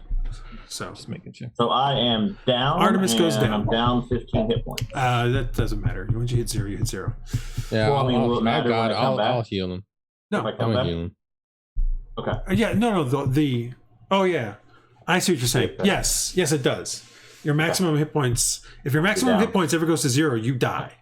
But you're down 15 on your maximum hit points. Yes, that will stay there, even if you come back. It is now your turn as I go through the dead specters. Death save. Please give me a death save. Yep. Isn't there a cool little category for this? I don't know. Under utility should be a death save. But yeah, death save. If you click on yourself and then go to utility on the HUD, there's a death save there.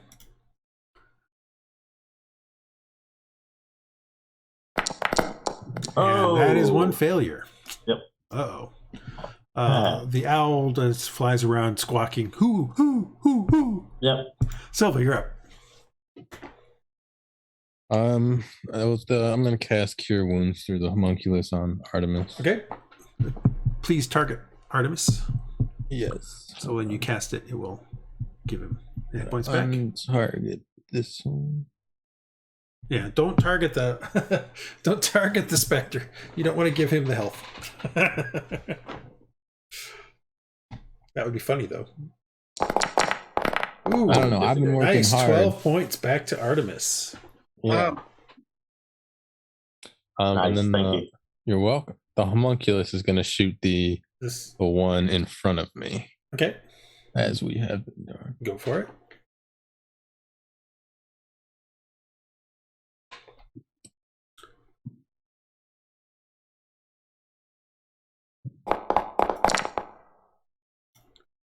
That will definitely hit.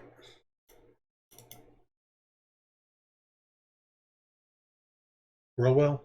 Come on. And you see as the force goes flying through it, the ectoplasm just kind of dissipates and falls to the floor, and the creature seems to be gone. Haha, nailed it.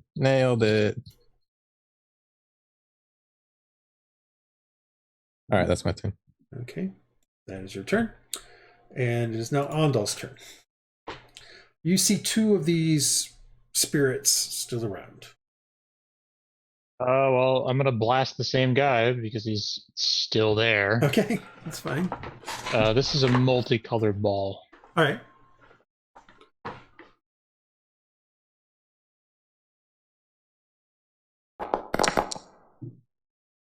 Unfortunately, it misses.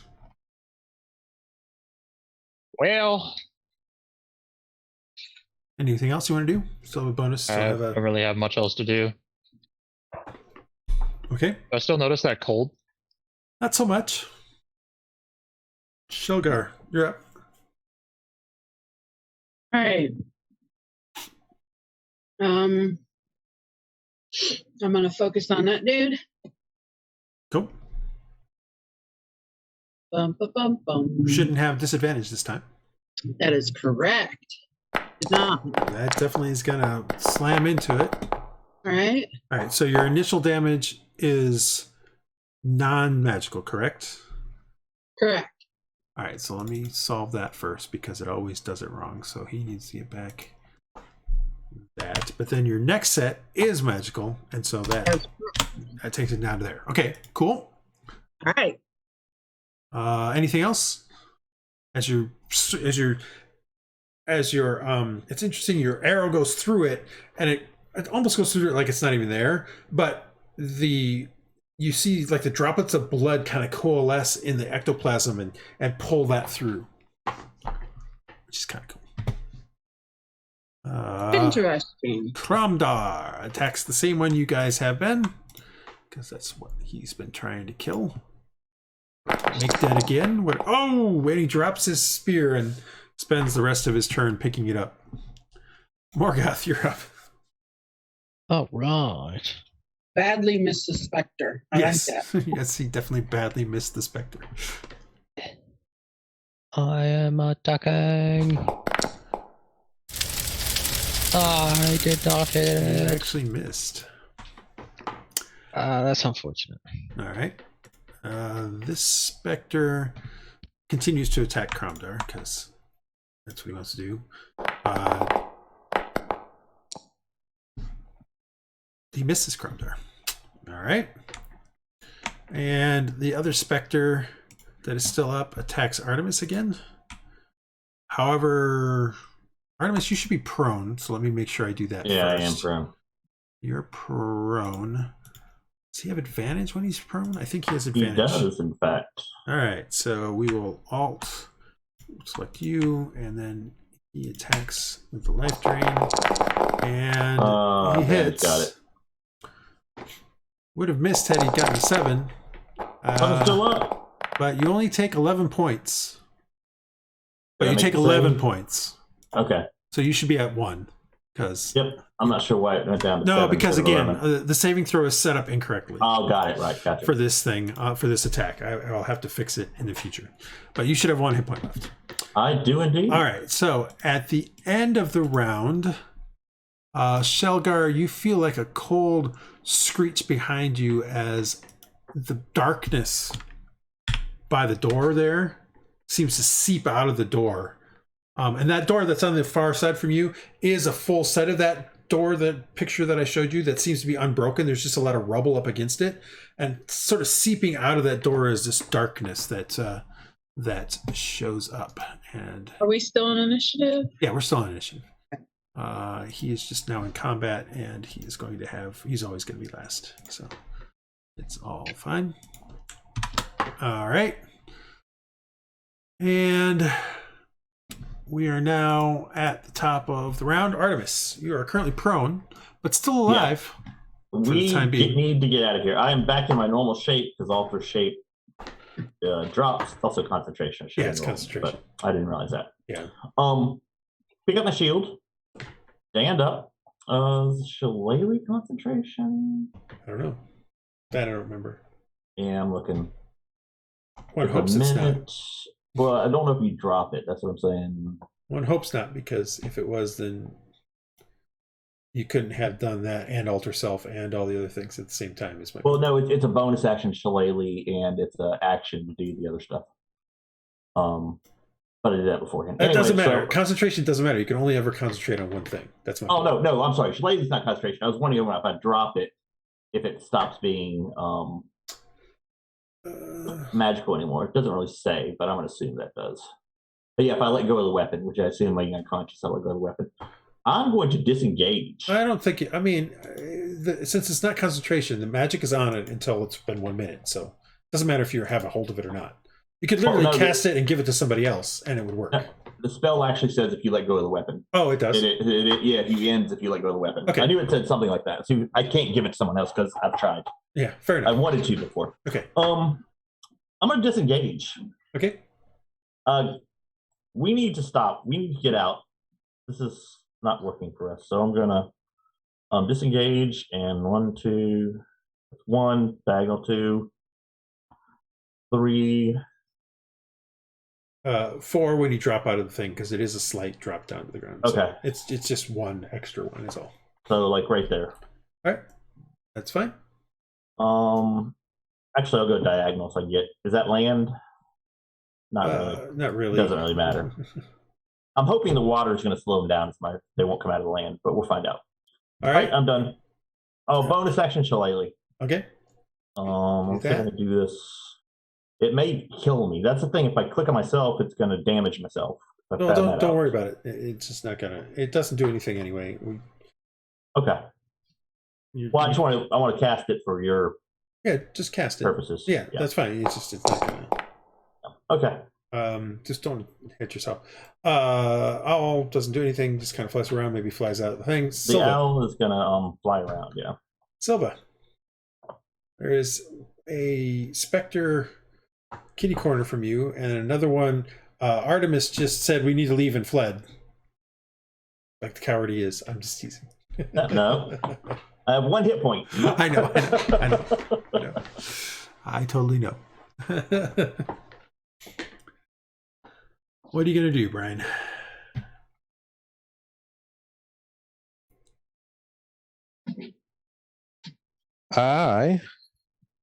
So he fled down the... Yeah, he ran out of through the waterfall. Right. Okay. Well, that's right past the dude. Yeah, he disengaged. No, but I'm saying for me. Well, if you disengage, you can do the same thing.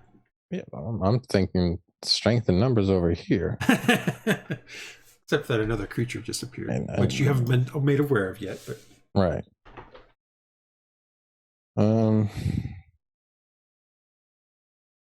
Does seem to be a lot of these guys.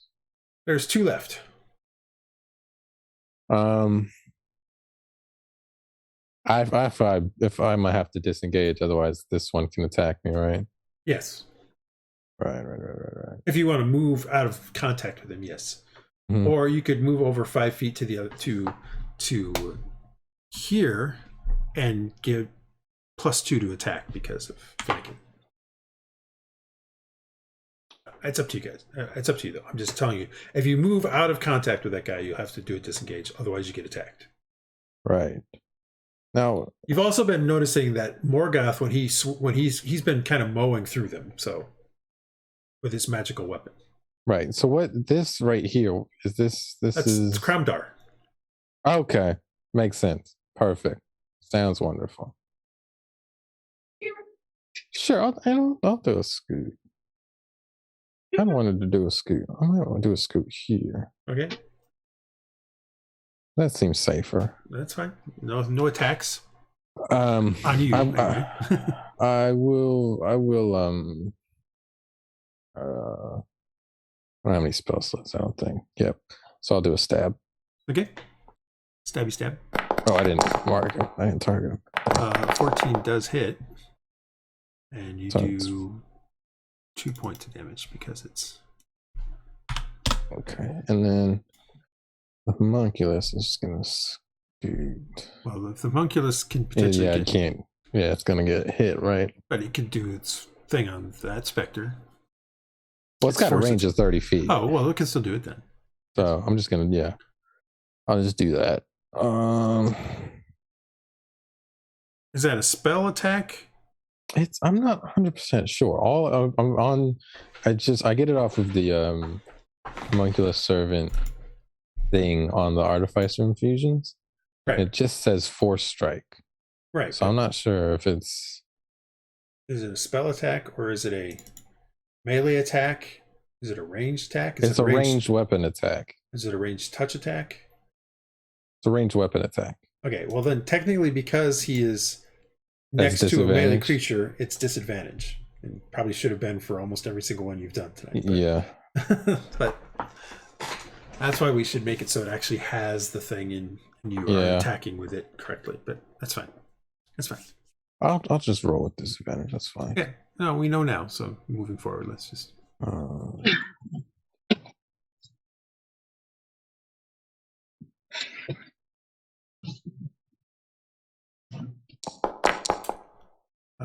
15 will hit. Although is that with disadvantage? I'm rolling another one. Oh.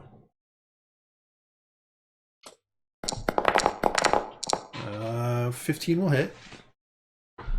So you're attacking this one, I assume, right? Yes. This one here. Roll damage. The force strikes through it and almost what it seems to be, it dims even further as the ectoplasm kind of gets pulled out of it. That was a homunculus, whatever it is. Andal, you're up.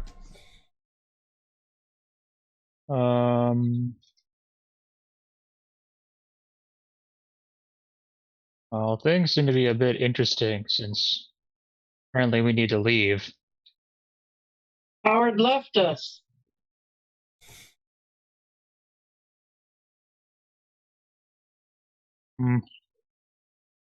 Well, We're trapped.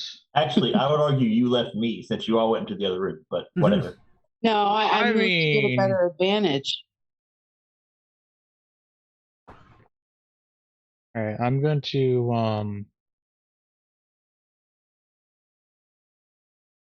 I'm gonna try to shoot this guy again first, and then move. This one is another cold one. Okay. You hit.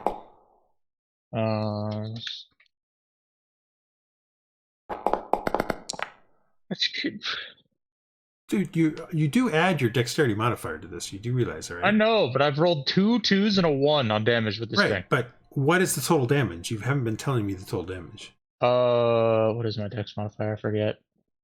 Is it plus proficiency or just mod? Yeah, it's plus your dexterity modifier. That's 5 damage then. Okay, that's weird.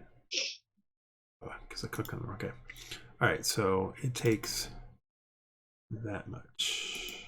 So you see it slam through it, but it doesn't do as much as you were hoping. Anything else you want to do?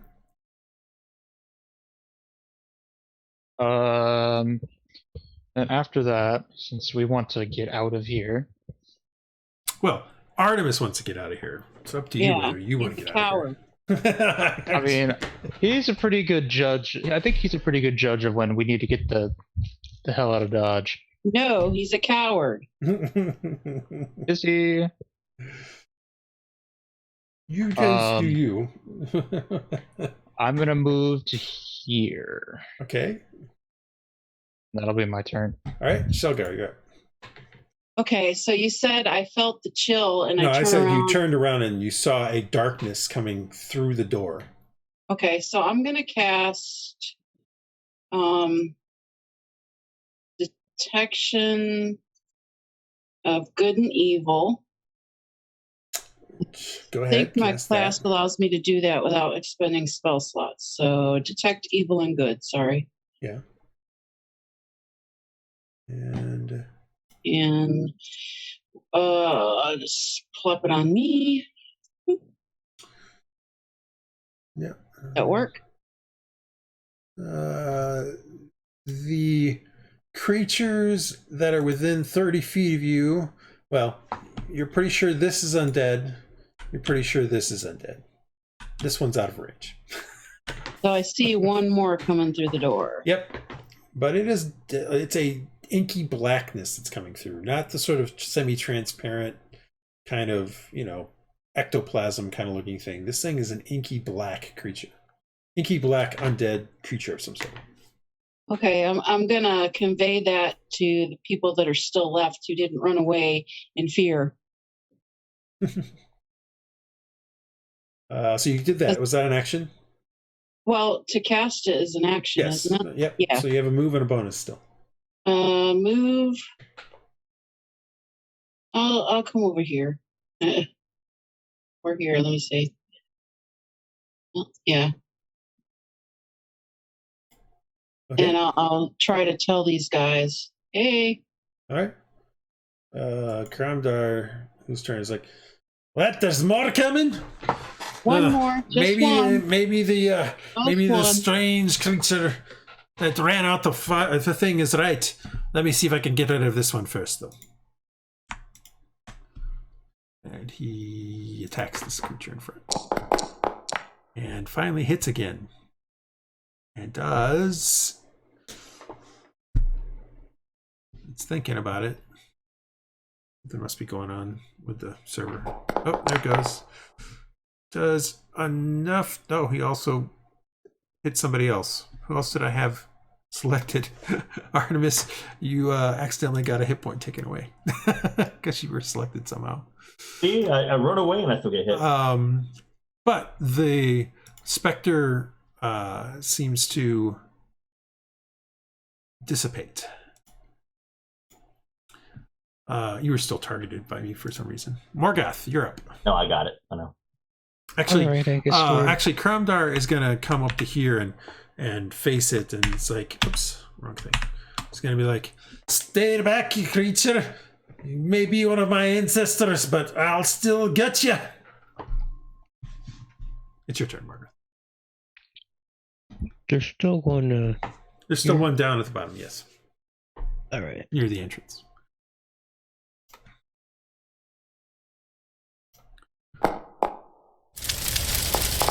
Hits. A lovely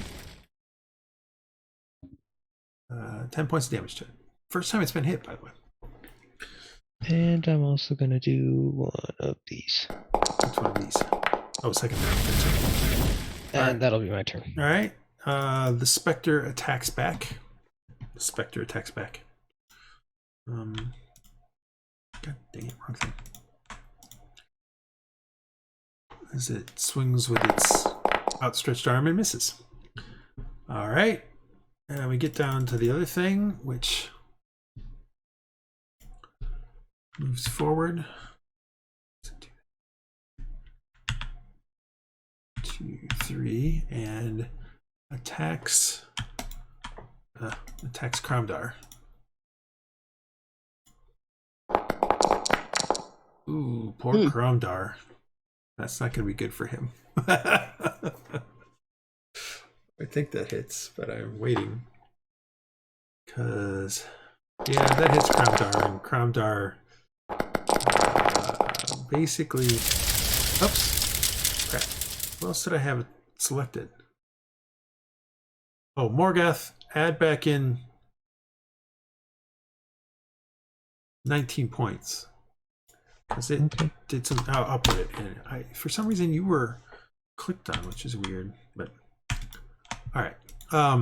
Yeah.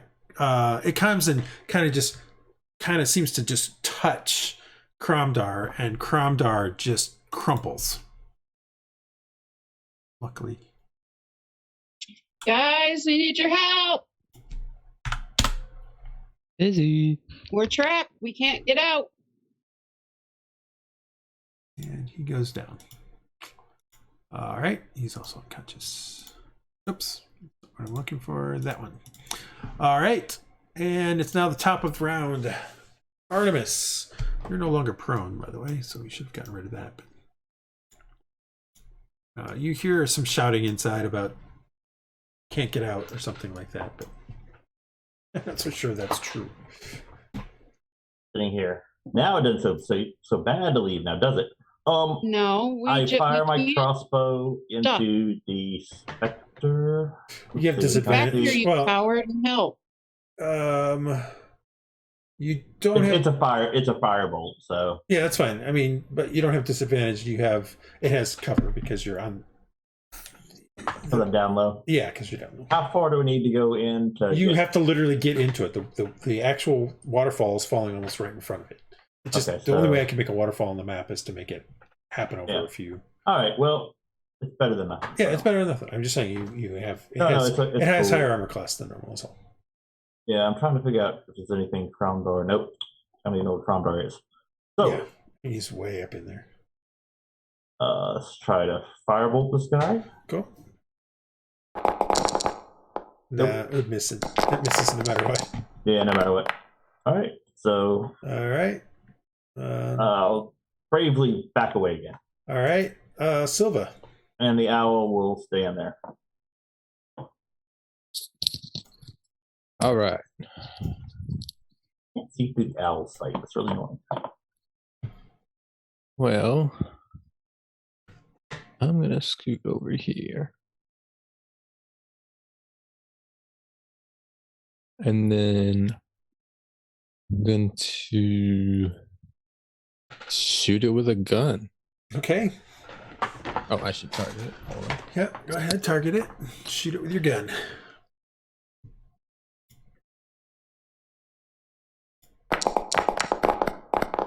Seems to hit it in some fashion. This is an interesting question. Because they are I think they're technically magical. Yeah, I think it is because of the repeating infusion. So yeah. All right, so you see the thing just screech airily in pain as the thing seems to go and hit him, kind of get stuck in it, and then just drop to the floor with a whole bunch of ectoplasm around it. Definitely hurt him hard.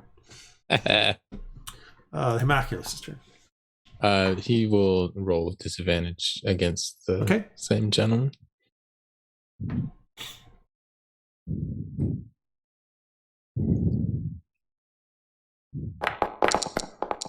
Roll again.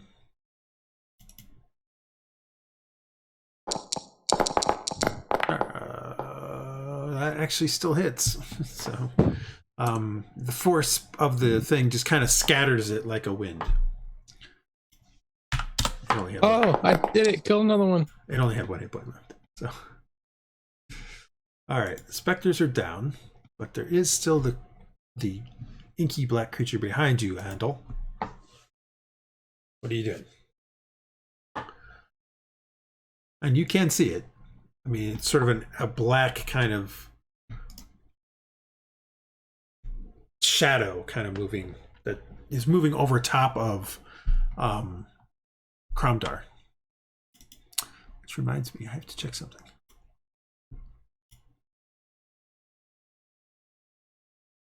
Okay. What you doing, Andy? Besides being muted.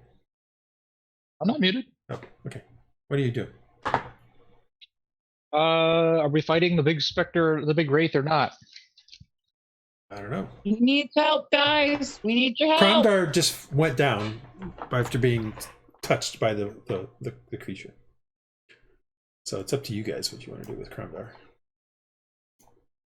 I mean, I know what Artemis would say. It's going to take all of us. Artemis doesn't matter. He's going to go in and get Kromdar out of there, hopefully, but yeah. Artemis will not be on the front line. We'll put it that way, that's for sure. It's fair. We don't need you on the front line. We just need fighting. Are you going to shoot or what? I am going to shoot. Okay. Did you target it? No, but I just did different damage than that anyway. This is an electric ball, by the way. Okay. After this, I have to reload this thing. Okay.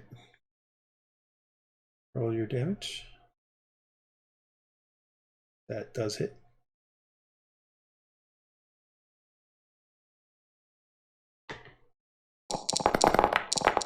Ooh, so 12 total. The lightning kind of strikes into it, and you see the sort of outline about it, but most of it just seems to kind of pass through as well. But it does seem to do a little bit to it. And you briefly saw like an outline of the whole creature, and it's vaguely humanoid shaped, and approximately the size of what you would think would be a dwarf, as you see it. Sealgair. I am going to spend another hematocrit die to activate my maledict. Okay. Mark. Okay. Amplified. Okay.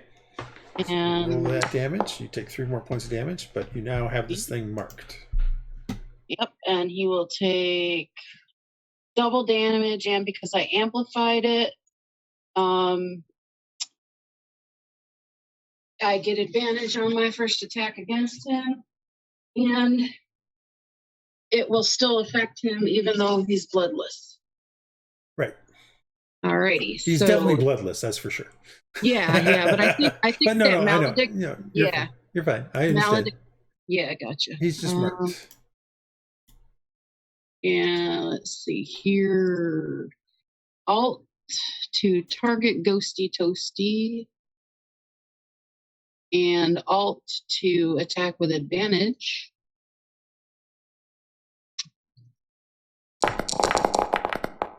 Do I hit? Yeah. Alrighty, and then I'm gonna roll 2 and 2.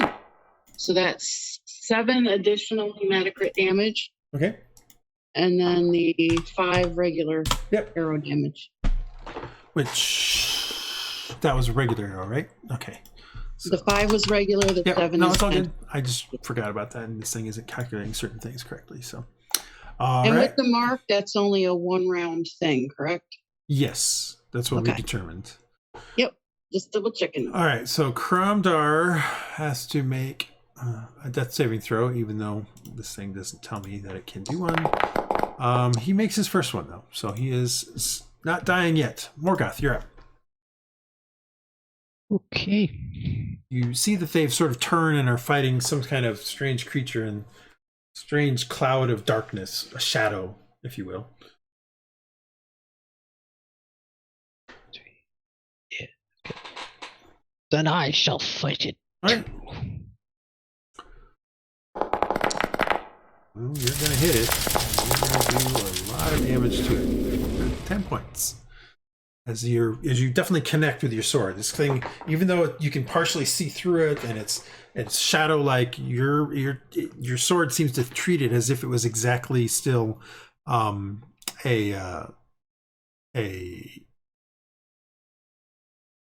body, like an actual body. That being said, though, it is now its turn, and it is not appreciative. Oh wait, I get to move. It's too late to move. No, go ahead. All right. It's not. 1, 2.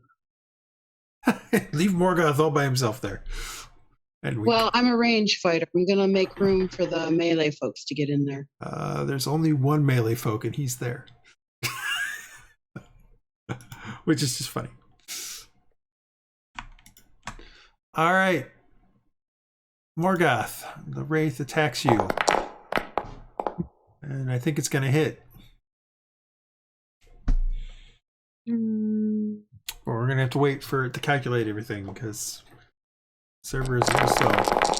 Do you have a 20? What's your armor class? 18. Okay, so it hits. You lose 20 points of damage, and your maximum hit points are dropped by 20 points. Holy crap! All right, I'm up for running now. We need to fight together Artemis, to beat them. you're up. Yeah. All right. Artemis, we'll see. 1 on the diagonal. 2, 3, 4. 3, 4. Yeah, that's fine. 5. That's fine. Mm-hmm. What can I see? You should be able to see it from there, I think. Yeah, I see part of it. Let's see if I go. Well. Does anybody have radiant powers? I will shoot it with a firebolt. Okay.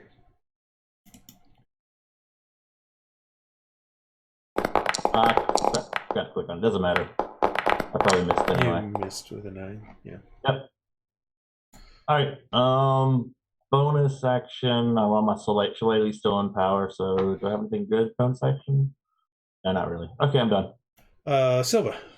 Since the owl's just flying around for a bit. Yeah. All right. Let's see here. I move. You currently can't see it because this door that's partially closed. But Move if you over go, here. Yeah, but you're on top of Andal. Or no, you're not. Okay. I keep on thinking. I will target, and I will fire off a bullet. Okay. Oh, come on. Unfortunately, the loud bang, it seems to go wide. What do you want to do with the homunculus? He's going to homunculus forward okay. and fire off a force blast. Okay.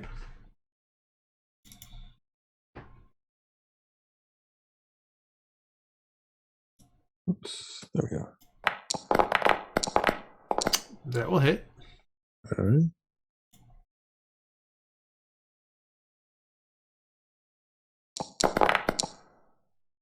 Nice. 6. All right. Creature seems to, a portion of it gets whisked away by the force of the homunculus's thing. Andal, you're up.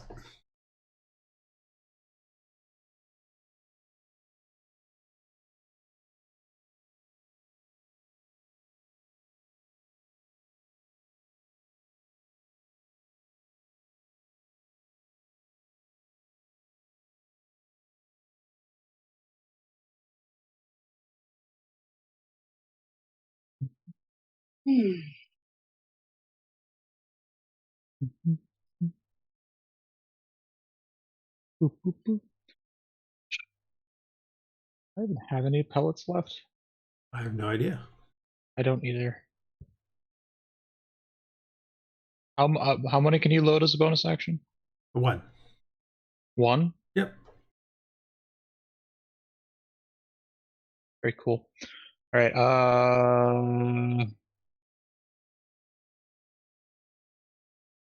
Is putting away the bolter and picking up my bow? I'm pretty sure it's like right next to me. Making it. Would that make it so I can't attack anything? You can put away your bolter. Yeah, I think you can do all that. That's fine. Okay, well, I will do that, and then I will just drop shoot. the bolter and pick up the thing. That's also fine. I will do some variation of such a thing, and now have my bow out, and then we will start blasting this man. Okay.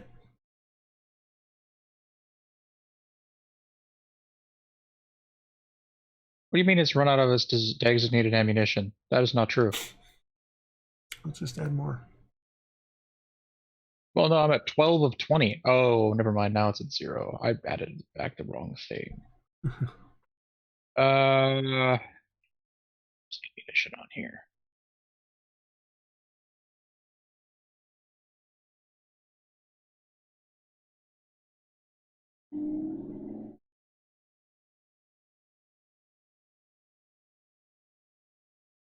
Quantity. I shot like 4 of these and used it on accident. Okay, there we go. That should be about where I'm at.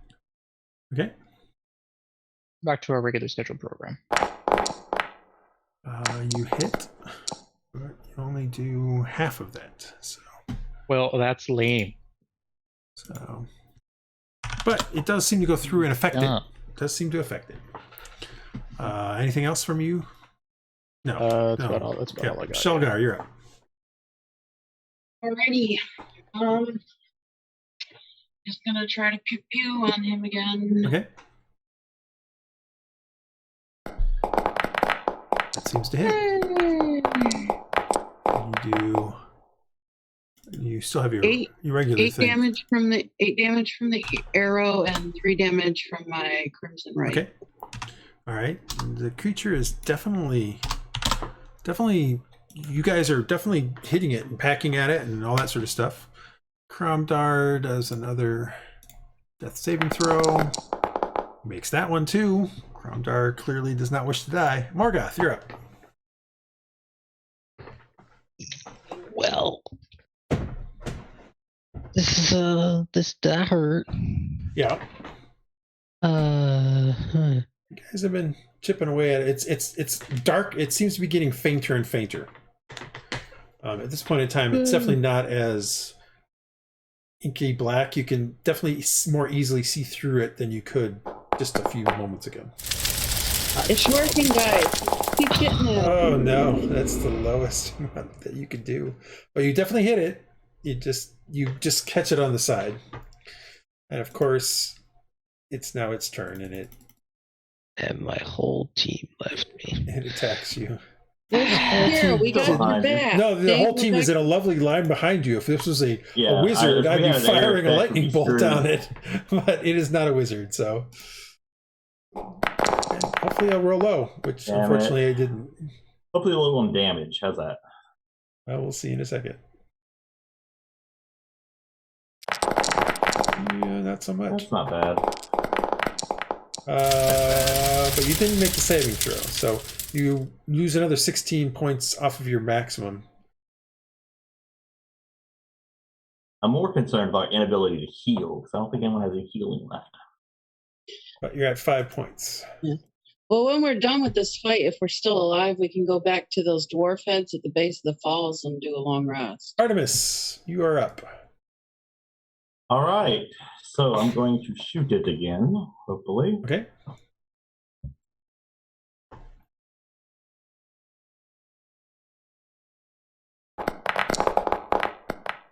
That might hit. 14 hits.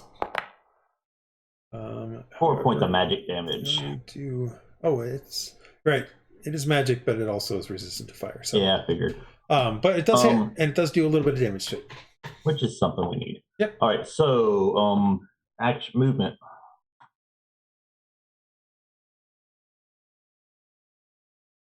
All right. Actually, we'll stay here where I can see it. Okay. And that's all for me. All right. Owl continues to fly around. Owl's going to do this. Okay. So I can see it's going to go high. I can't. In there, it's not 15 feet high. Once you go through the doors are normally about 8 feet high. Once you go through the doors, the ceilings are only 8 feet. Okay. So let me see how far it can fly. Mr. Owl. 60. So 1, 2, 3, 4, 5, 6, 7, 8, 9. Okay, it'll stay back there. Okay, it's fine. Silva, you're up. Shoot it with your gun. Shoot it with your gun. Yeah, let's shoot it with a gun.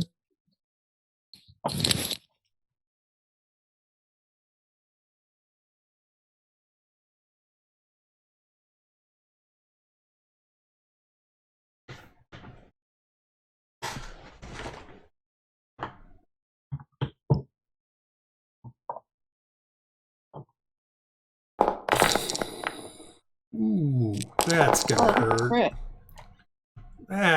You see it like kind of go through. Done. You kind of take it right through the chest, and it's almost as if it looked like it was alive. And you see, a blackness where its heart is kind of, and a bunch of it, the ectoplasm just shoot out the backside and dissipate. And a lot of the ectoplasm shoot out the backside and dissipate. I nailed that one. Kind of nailed that one, yeah. Now I'm going to use the homunculus. Cool.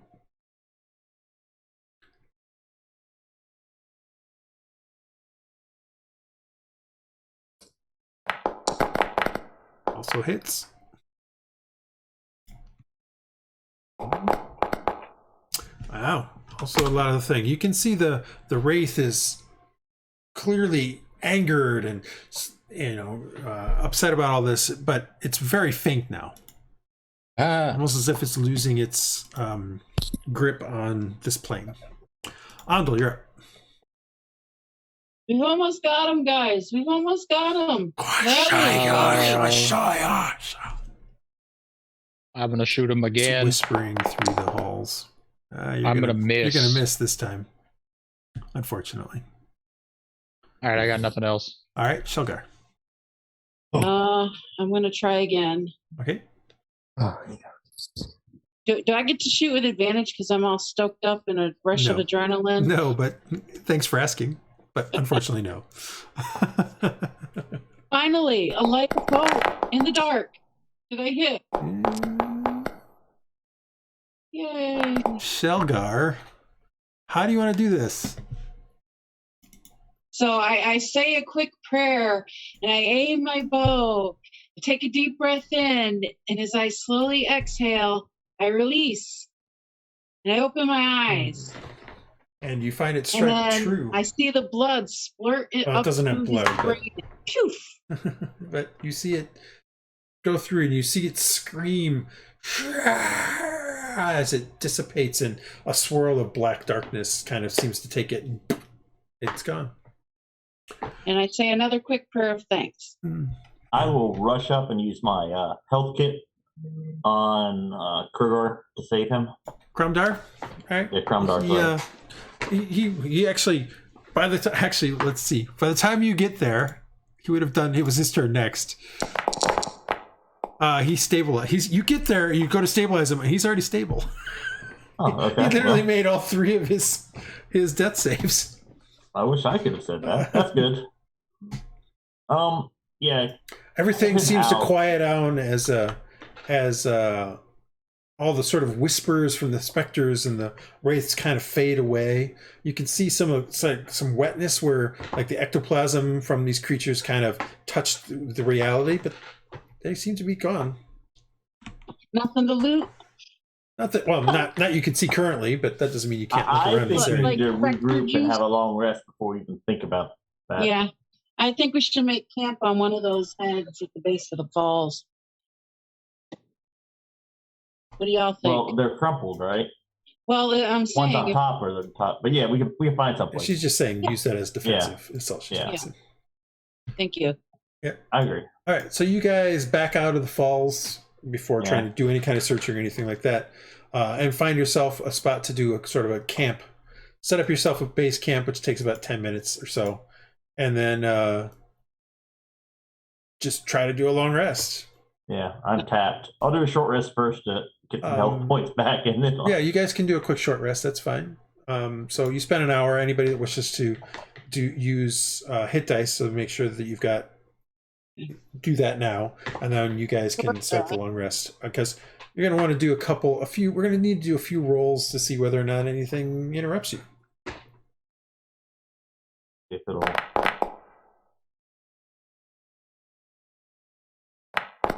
I highly recommend using your hit dice just to be safe. Yeah. Why doesn't it roll 3?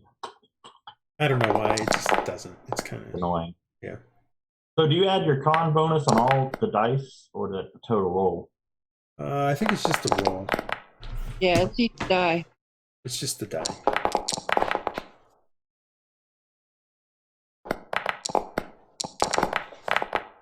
There we go. All right. Woohoo! All right. So you guys are going to set up watches in any way, shape, or form? Yes. Yeah. So you spend the rest of the afternoon kind of just, getting the camp set up, spending a little time just nursing your wounds, kind of binding everything up. You kind of give Kromdar a little bit of a help by pulling him out and, binding everything up on him. I'll give him help action to heal, which doesn't do anything, but you get him all comfortable and stuff like that over there. And then evening falls. Who's going to be your first watch? I am so beat up, I've got 18 hit points. I don't have any spells left, so I can watch. All right. But, Shelly, do you want to do, before we set up camp, to take good and evil, see if there's any holy ground or something? Okay. Around here? There's probably not, but definitely make sure we're not on evil ground. You kind of, your thing lasts for what, a minute? No, 10 minutes. So you kind of walk around the area for about 10 minutes, and you don't find anything necessarily, you don't find anything evil, but you also don't find anything,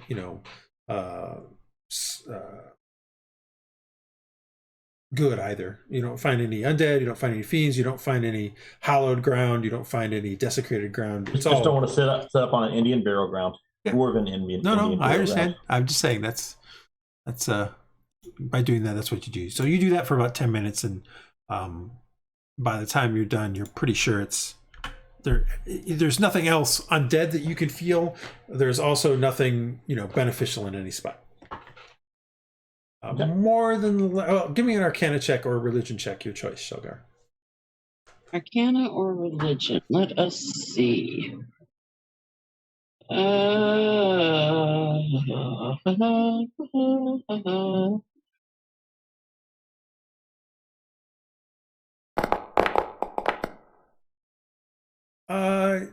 You feel that more than likely the specters were probably created by the Wraith.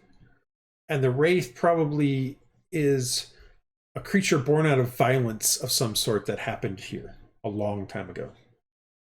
Based on your recollection of how this sort of undead creature works. Yeah, so I tell everybody, well, back in my day, this is what happened, and this is what I think happened, and it stands to reason given the fact that you saw mostly dwarves as the specters, but you did see an orc as a specter as well, so... And if the orcs have been coming here for some reason, which it sounds like from what you heard from Bullock, that they had been coming here for some reason, because he can't come here anymore. But they had to be really bad to create a wraith, because just normal violence is fine. They had something really traumatic. Possibly. But otherwise, no, there's nothing else here that you can tell that's desecrated or hallowed or anything like that.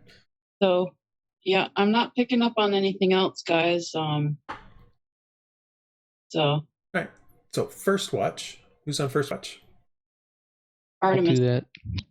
Artemis was going to be on first watch. Artemis. Yeah, that's me. Does anyone else want to watch with me, or you guys? I can do it. Okay.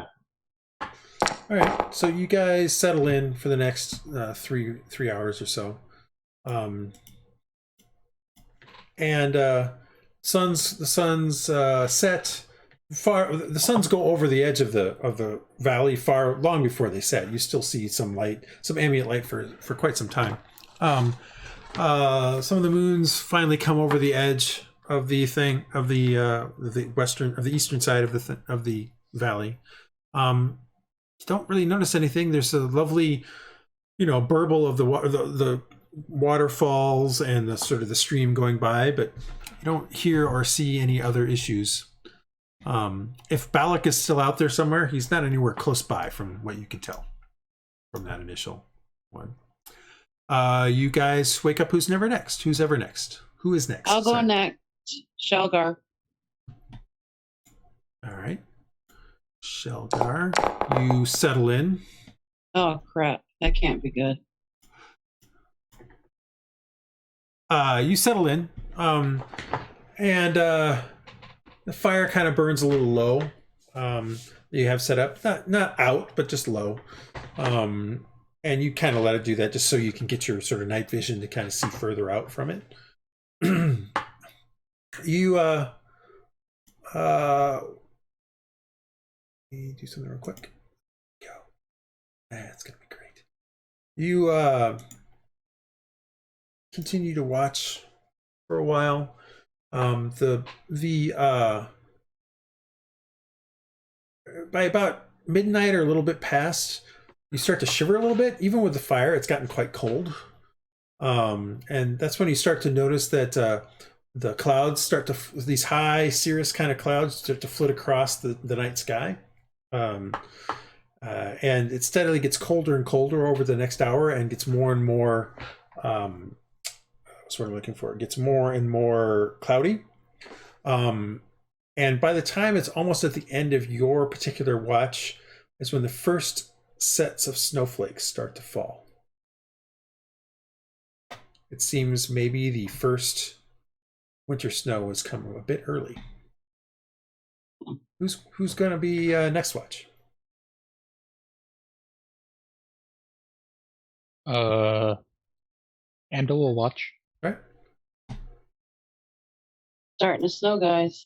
Andal, as you go about your watch for the next several hours, the snow picks up, becomes heavier and heavier. It starts to accumulate on the ground.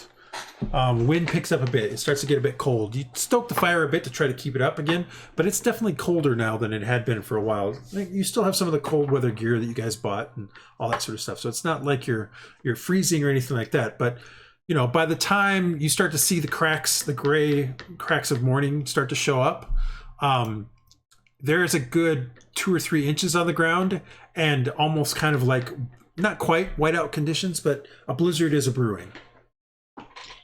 We should get inside. Everybody can wake up. You do get a long rest. Lads, it is snowing. It's clearly snowing. You guys wake up to being able to be... You barely can see... you guys are at one of these rocks. You can barely see to the waterfall itself. Wow. And our reduced hit point max goes away, right? Yes, your reduced hit point max does go away with a long rest, so you're fine there.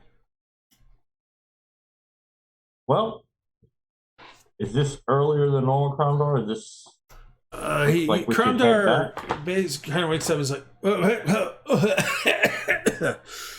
hey, see, I didn't die. Well, at least that's something. No, you fought well. You honored your ancestors. But the snow, oh my god. Let's hope this cuts out by noon or something, and hopefully we get a warm spell. Otherwise, we're going to have troubles getting back. Back to Tenovar. This is not looking very good. I wonder what caused this to come up so quickly. Let's get inside real quick. Yeah, I was gonna say, let's go inside and explore. Yeah, so you guys go through the water, and it's colder now. Like it's colder than it was the other day. Like it was probably like upper 30s, low 40s during the day. Now it's clearly below freezing, but not terribly so. It's more the wind is biting, and you guys have to go through the water and stuff to get into this thing. So you get a bit wet. But once you're inside, it feels a little bit better in the sense that there's no biting wind, but it's still cold. What do you guys want to do next? I want to do a detect magic as a ritual. Sure, go ahead. I don't want them on everybody. Okay. Okay, it highlighted everyone. Why is that? Because it's just auto. When you put the, did you put out the? I didn't put out the. I just template? left the template alone. Oh, well then if the template's covering people, it automatically targets them. Oh, okay. Well, it won't matter then. Yeah, it's not going to matter. Basically, I want to see if the storm or anything is. It doesn't seem to be magical. It just may be early. I mean, this is definitely. I mean, more for Morgoth and Silva and Andal. This definitely seems early, but it's not out of the realm of possibility. You're further up in the mountains and that sort of stuff. Cromdar seems more like this seems a little odd. But, yeah, that's why I was wondering. But it doesn't seem to be magical in nature. It's just could be early this year. You know, climate change and all that. Yeah, exactly. I'm gonna wander around. It's a magical world, so I mean. So you start wandering around in the thing. You're going to head into this one first. I'm not going too far. Yeah, no, that's fine. As you kind of wander around, you notice a couple things. One, there are clearly a bunch of. I need to get rid of a bunch of my specters on my side so I can point out the right spots here. Clearly, there are skeletons on the ground as you kind of are walking around. Much of the walls here on this side are collapsed. And so it's just rock that's kind of forming it. There's a little bit of wall here and there. Definitely some here still, and it's clearly the same kind of walls, kind of dwarven kind of make. As you come around the corner, I'm assuming you guys have a torch. Yeah, that's fine. You notice even more skeletons here. There's some very faint, not a faint glow. There's little pinpoints of glow in amongst those skeletons, though, of varying types of magic. Yeah, I'm going to point out to everybody that I saw the wraith come out of these two back doors. Yeah, so the back doors, I'll show this again, but they are a complete set of this. But the gotcha here is that the rubble here is definitely like mounted up against it. So think of about maybe the bottom third of the doors are covered in rubble. So, and it's a door pulling out, I assume. You're not sure because it's very hard to tell. There's no knobs or. Let's clear the rubble. Silva, let me give you this real quick. What did I just do? Why am I not? I'm also gonna sort through the little bitty items. Are they coins or? Yeah, I'll give you 1 second. Yeah. So Sealgair, as you go up to the door, rubble lies up against a stone door carved with an odd design. There's a very faint seam in the middle of the carvings, implying this is a door. However, there is no handle, no apparent hinges, and no apparent way to open the door.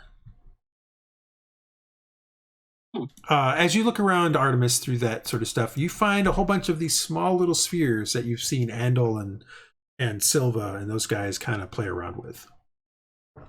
You can find about a dozen total. Okay. Of varying types. Are there any weapons or anything? Just normal. I'm not care about magical. There's a bunch of rusted battle axes there. Yeah. Anything looking really strange, like would be historical or archaeological things? I mean, they're an odd design. They're a dwarven design, but it's very odd. Maybe take a couple of those back with us, just to kind of show. Yeah, kind of looking around there. Yeah, well, we might have found something. I mean, there's about a dozen there. As you kind of look around, a dozen. I'm just gonna take one. I don't really need. No, I meant of the magical things. Oh, okay. Yeah. Can I start digging some of the rubble that's in front of the door? Yeah, you can start trying to excavate it. Sure. Yeah. See if there's an evil in here too. Also, by the way, he's on the door. You sense anything, Chaldor? Can I ask Cromdar Kromdar is kind of looking around. I gotta get rid of some of the things that are on him. No, I don't want that. Kromdar kind of is starting to look around and look at the various walls. I mean, he comes up next to you and he's like looking at it. It's like, "Aye, that's the sound. That's the symbol of Deltarak." He's pointing at the triple triangles. You might have actually found it, or at least an outpost. That's pretty good. Does it say anything else? Oh, this is just probably a family design of some sort. Do you know how to open it? You want to help me? Usually there's a passphrase of some sort. Do you know what it is? No. Sealgair, I did forget something. As you kind of walked past come up to the store, there was a body there, a dwarven body there. There is some chain on it that is not very rusty, like a chain mail on it that's not very rusty. Oh. Loot the body. You find some chainmail. It's basically dwarven size, but I mean, dwarves.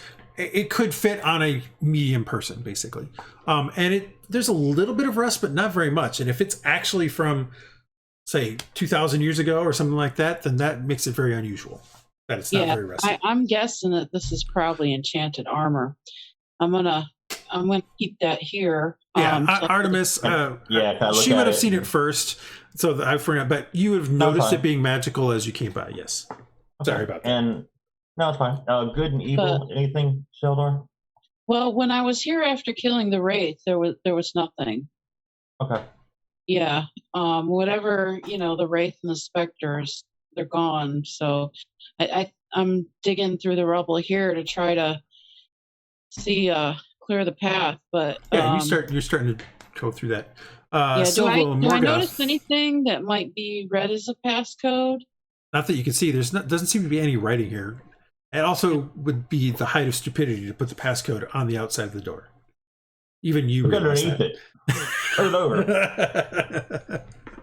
Is there stone in here that sort of doesn't look like a real stone? Like there's a port to put on. Yeah. So I kind of mentioned to the other folks too that maybe we need some sort of passcode to open this door. So while you're looking in your areas, keep an eye out for something. All right. So Silva, Morgoth, Andal, what are you guys doing? Andal, you come in there, and there are more bodies in that, more skeletons in there. One of them is almost immediately unusual to you because it has another one of those cobalt blue axes. You know, the one you found in the outpost with the strange indentations made out of that bluish metal. Interesting. It has one of those. Well, and as you kind of jerk that free of the skeleton, a few more of the aether pellets fall out of a badly decomposed sack. A few being 6. What kind? All of these seem to be the multicolored ones. Okay. That's that one particular corpse. If you want to look at the other one, let me know. Or skeleton. I do want to look at the other one. Looking at the other one, again, you find another badly decomposed sack with another 6 of them. Again, all multicolored. No weapon, no? No weapon. It's a kind of a rusted axe. That being said, there's also one other thing you see on him. It's a ring. It's a silver ring. Just plain silver on it. Doesn't seem to have tarnished too much with age. Does it have like runes on it or something? Did you want to pull it off or do something with it? Oh, yeah. I was going to pick it up. Pulling it off the finger breaks off, but then you pull it off the finger, and on the inside there are a faint etching of runes of some sort. Well, I'll hold on to that and bring it to the magic keep, and they can tell me what it is. But otherwise, I just want to investigate around here, see if I find anything interesting, other than obvious stuff that were on the 2 dead people. Okay. 1 second. Finds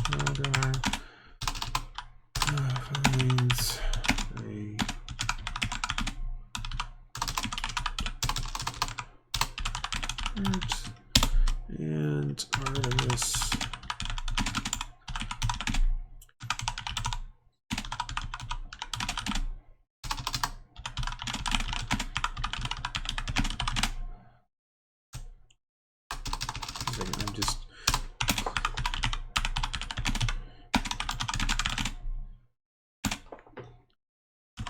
There we go. So that's what you guys find. It says Sealgair because I accidentally had her selected. Looking around, you can see that there are alcoves there that would have led into, which basically lead to arrow slits. Also, looking through here, this is collapsed here, but you're pretty sure you can see from the collapse that there might have been a circular stair that went up, but the whole thing is collapsed in. So to get up to that, like you can see the remnants of like the stone on the ceiling where it might have went up. But it's just choked full of stone and debris. Same thing over here, Artemis. It's a similar thing. This thing is similar, like it was potentially a circle. On this side, you can see more of the stairway. So clearly there was the beginning of the stairway up, but again, choked with debris. To excavate it out might take a while, and you don't even know, how stable that would be in the first place. Also, same thing, Artemis. You see what looks to be a couple places where there are arrow slits.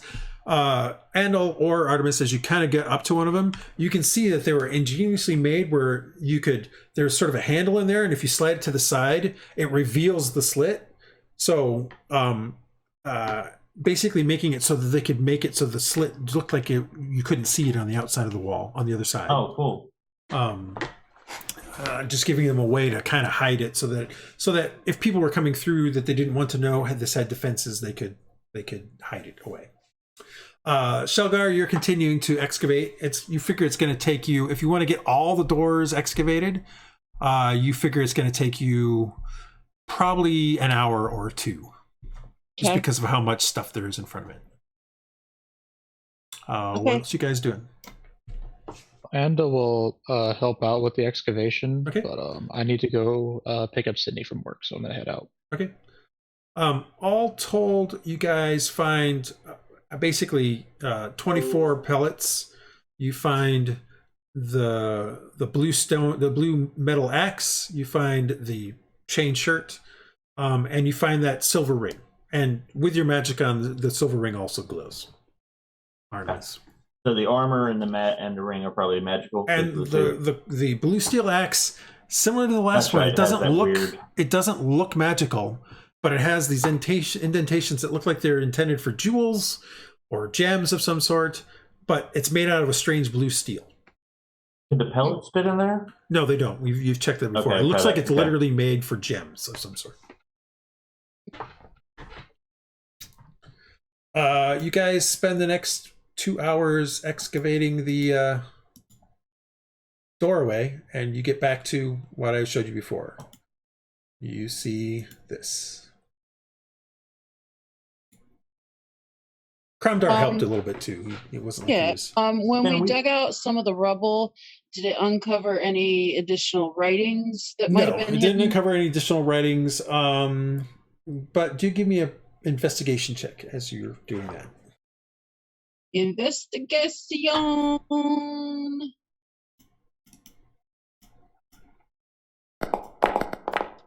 Nice. What you... I clicked on you. Oh, great. Sealgair's in the way of my journal entry. It's all good.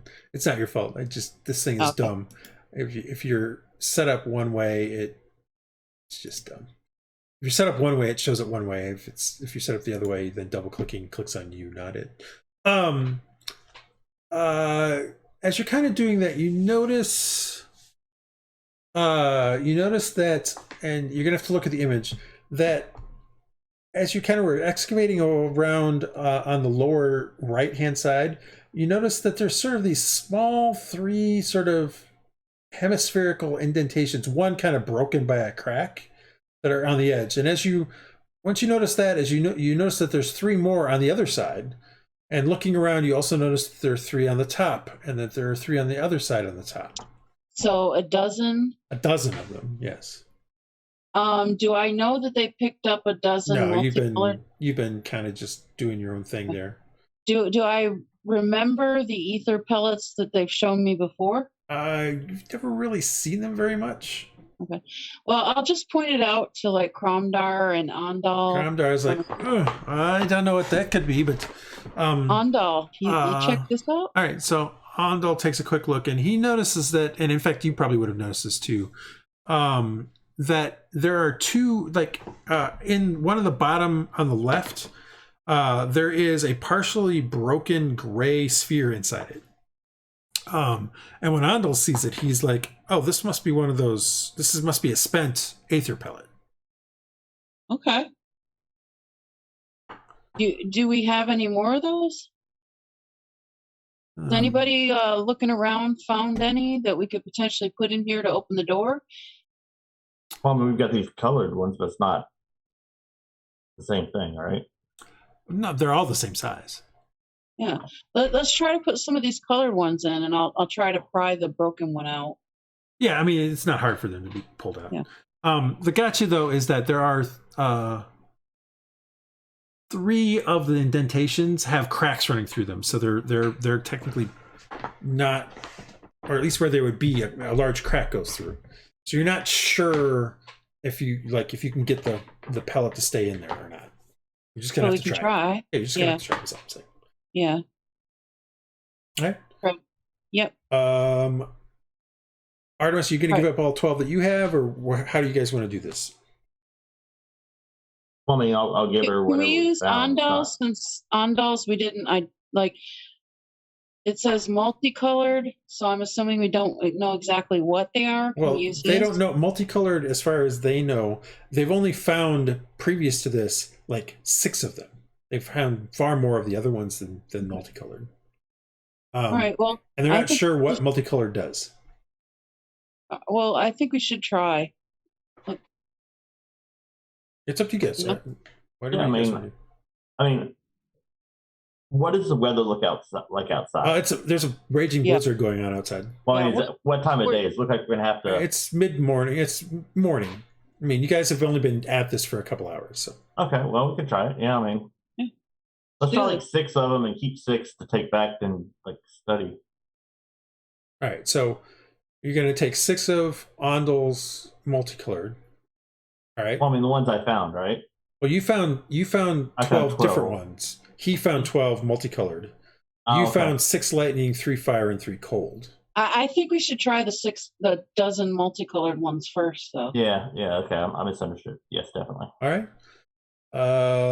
Anybody disagree? Silva, Morgoth, would Andal agree to that? Oh, we were using the dozen pellets. Well, there's 24 pellets. You guys have found 24 pellets. Yeah, no, don't I want to use the dozen pellets? That the 6 lightning, 3 fire, 3 cold? Well, I would think those are used for fighting, though.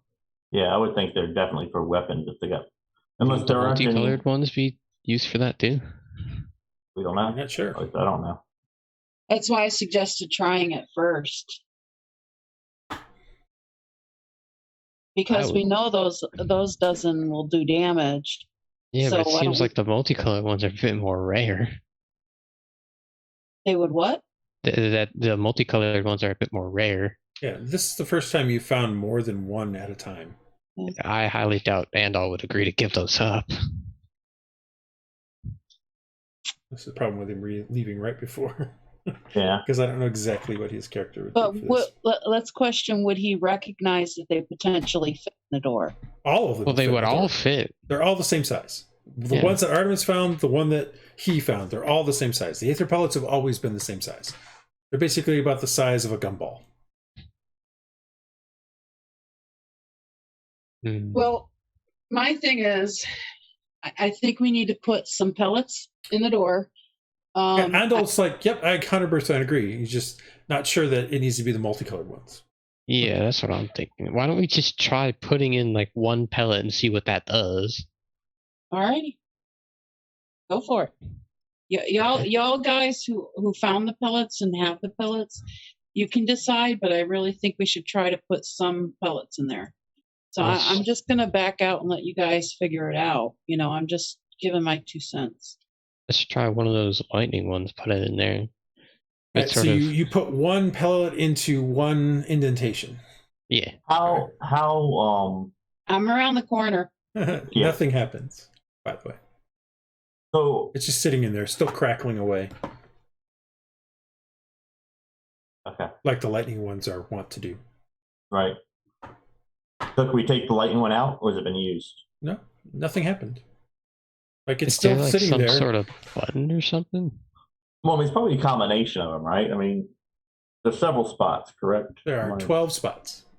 Well, we got 12 pellets. Maybe we used all of those in like You a have 20. Technically, you have 24 pellets. You have, like I said, you have 12 multicolored, 6 lightning, 3 fire, 3 cold. That is what you found. Some of them are duplicates, right? So yeah. I mean, I wouldn't think the code would be duplicates, or we're kind of the likelihood. I mean, it's going to be some pattern that we don't know at the moment. Probably, yeah. Is there any other way to We can get always through take the the door? multicolor ones back out. We don't have to leave them. Okay, let's put all 12 of the ones I found in there. So you take the 12. You start at the. How do you want to do it? Which way do you want? Start at the left to the right. Count. Do I know of any like clockwise? Well, like I said, there are 3 on each corner, basically. So there's 4 corners. There's 3 on each corner. So start upper left corner. Then upper left. So you put 3 in the upper left. And once you got the 3 in there, a glow begins in the carving on the left side, but it's more intense on the top. A very faint glow. Do you continue? Yes, I guess so. Where do you go next? Which carving glowed? Left side. Left side, more towards the top, near where you put the stuff in. Okay, so yeah, go to the upper right. All right, so you do the same thing there. You put in 3 pellets, and again, it glows. Again, you sort of it starts glowing on that sort of upper side, and you're also starting to notice just a very slight hum. But only really now the top portion is glowing. Okay, lower right. Put 3 more in. All right, you put 3 more in the lower right, and most of the design starts to glow. And the hum gets a bit louder. Do we really want to open this now? I mean, what if we can't get them back out? Cliffhanger. That's why we should open it. All right, lower left. All right, you put the 3 in the lower left, and the hum becomes distinctly audible, almost annoyingly so, but not super loud. Everything kind of lights up on the bottom, and then you notice that what has been lit up before has sort of been the outer portion of this thing. Not necessarily, it's been a very faintness in the center, but all of them glow starts to go from the 4 corners and siphons in through the things, like almost like a circuit kind of thing, into the center, where causing the 2 triple triangles to suddenly glow brilliantly white. And then you hear a as the doors slowly slide and grind inwards. Well, didn't expect that to work.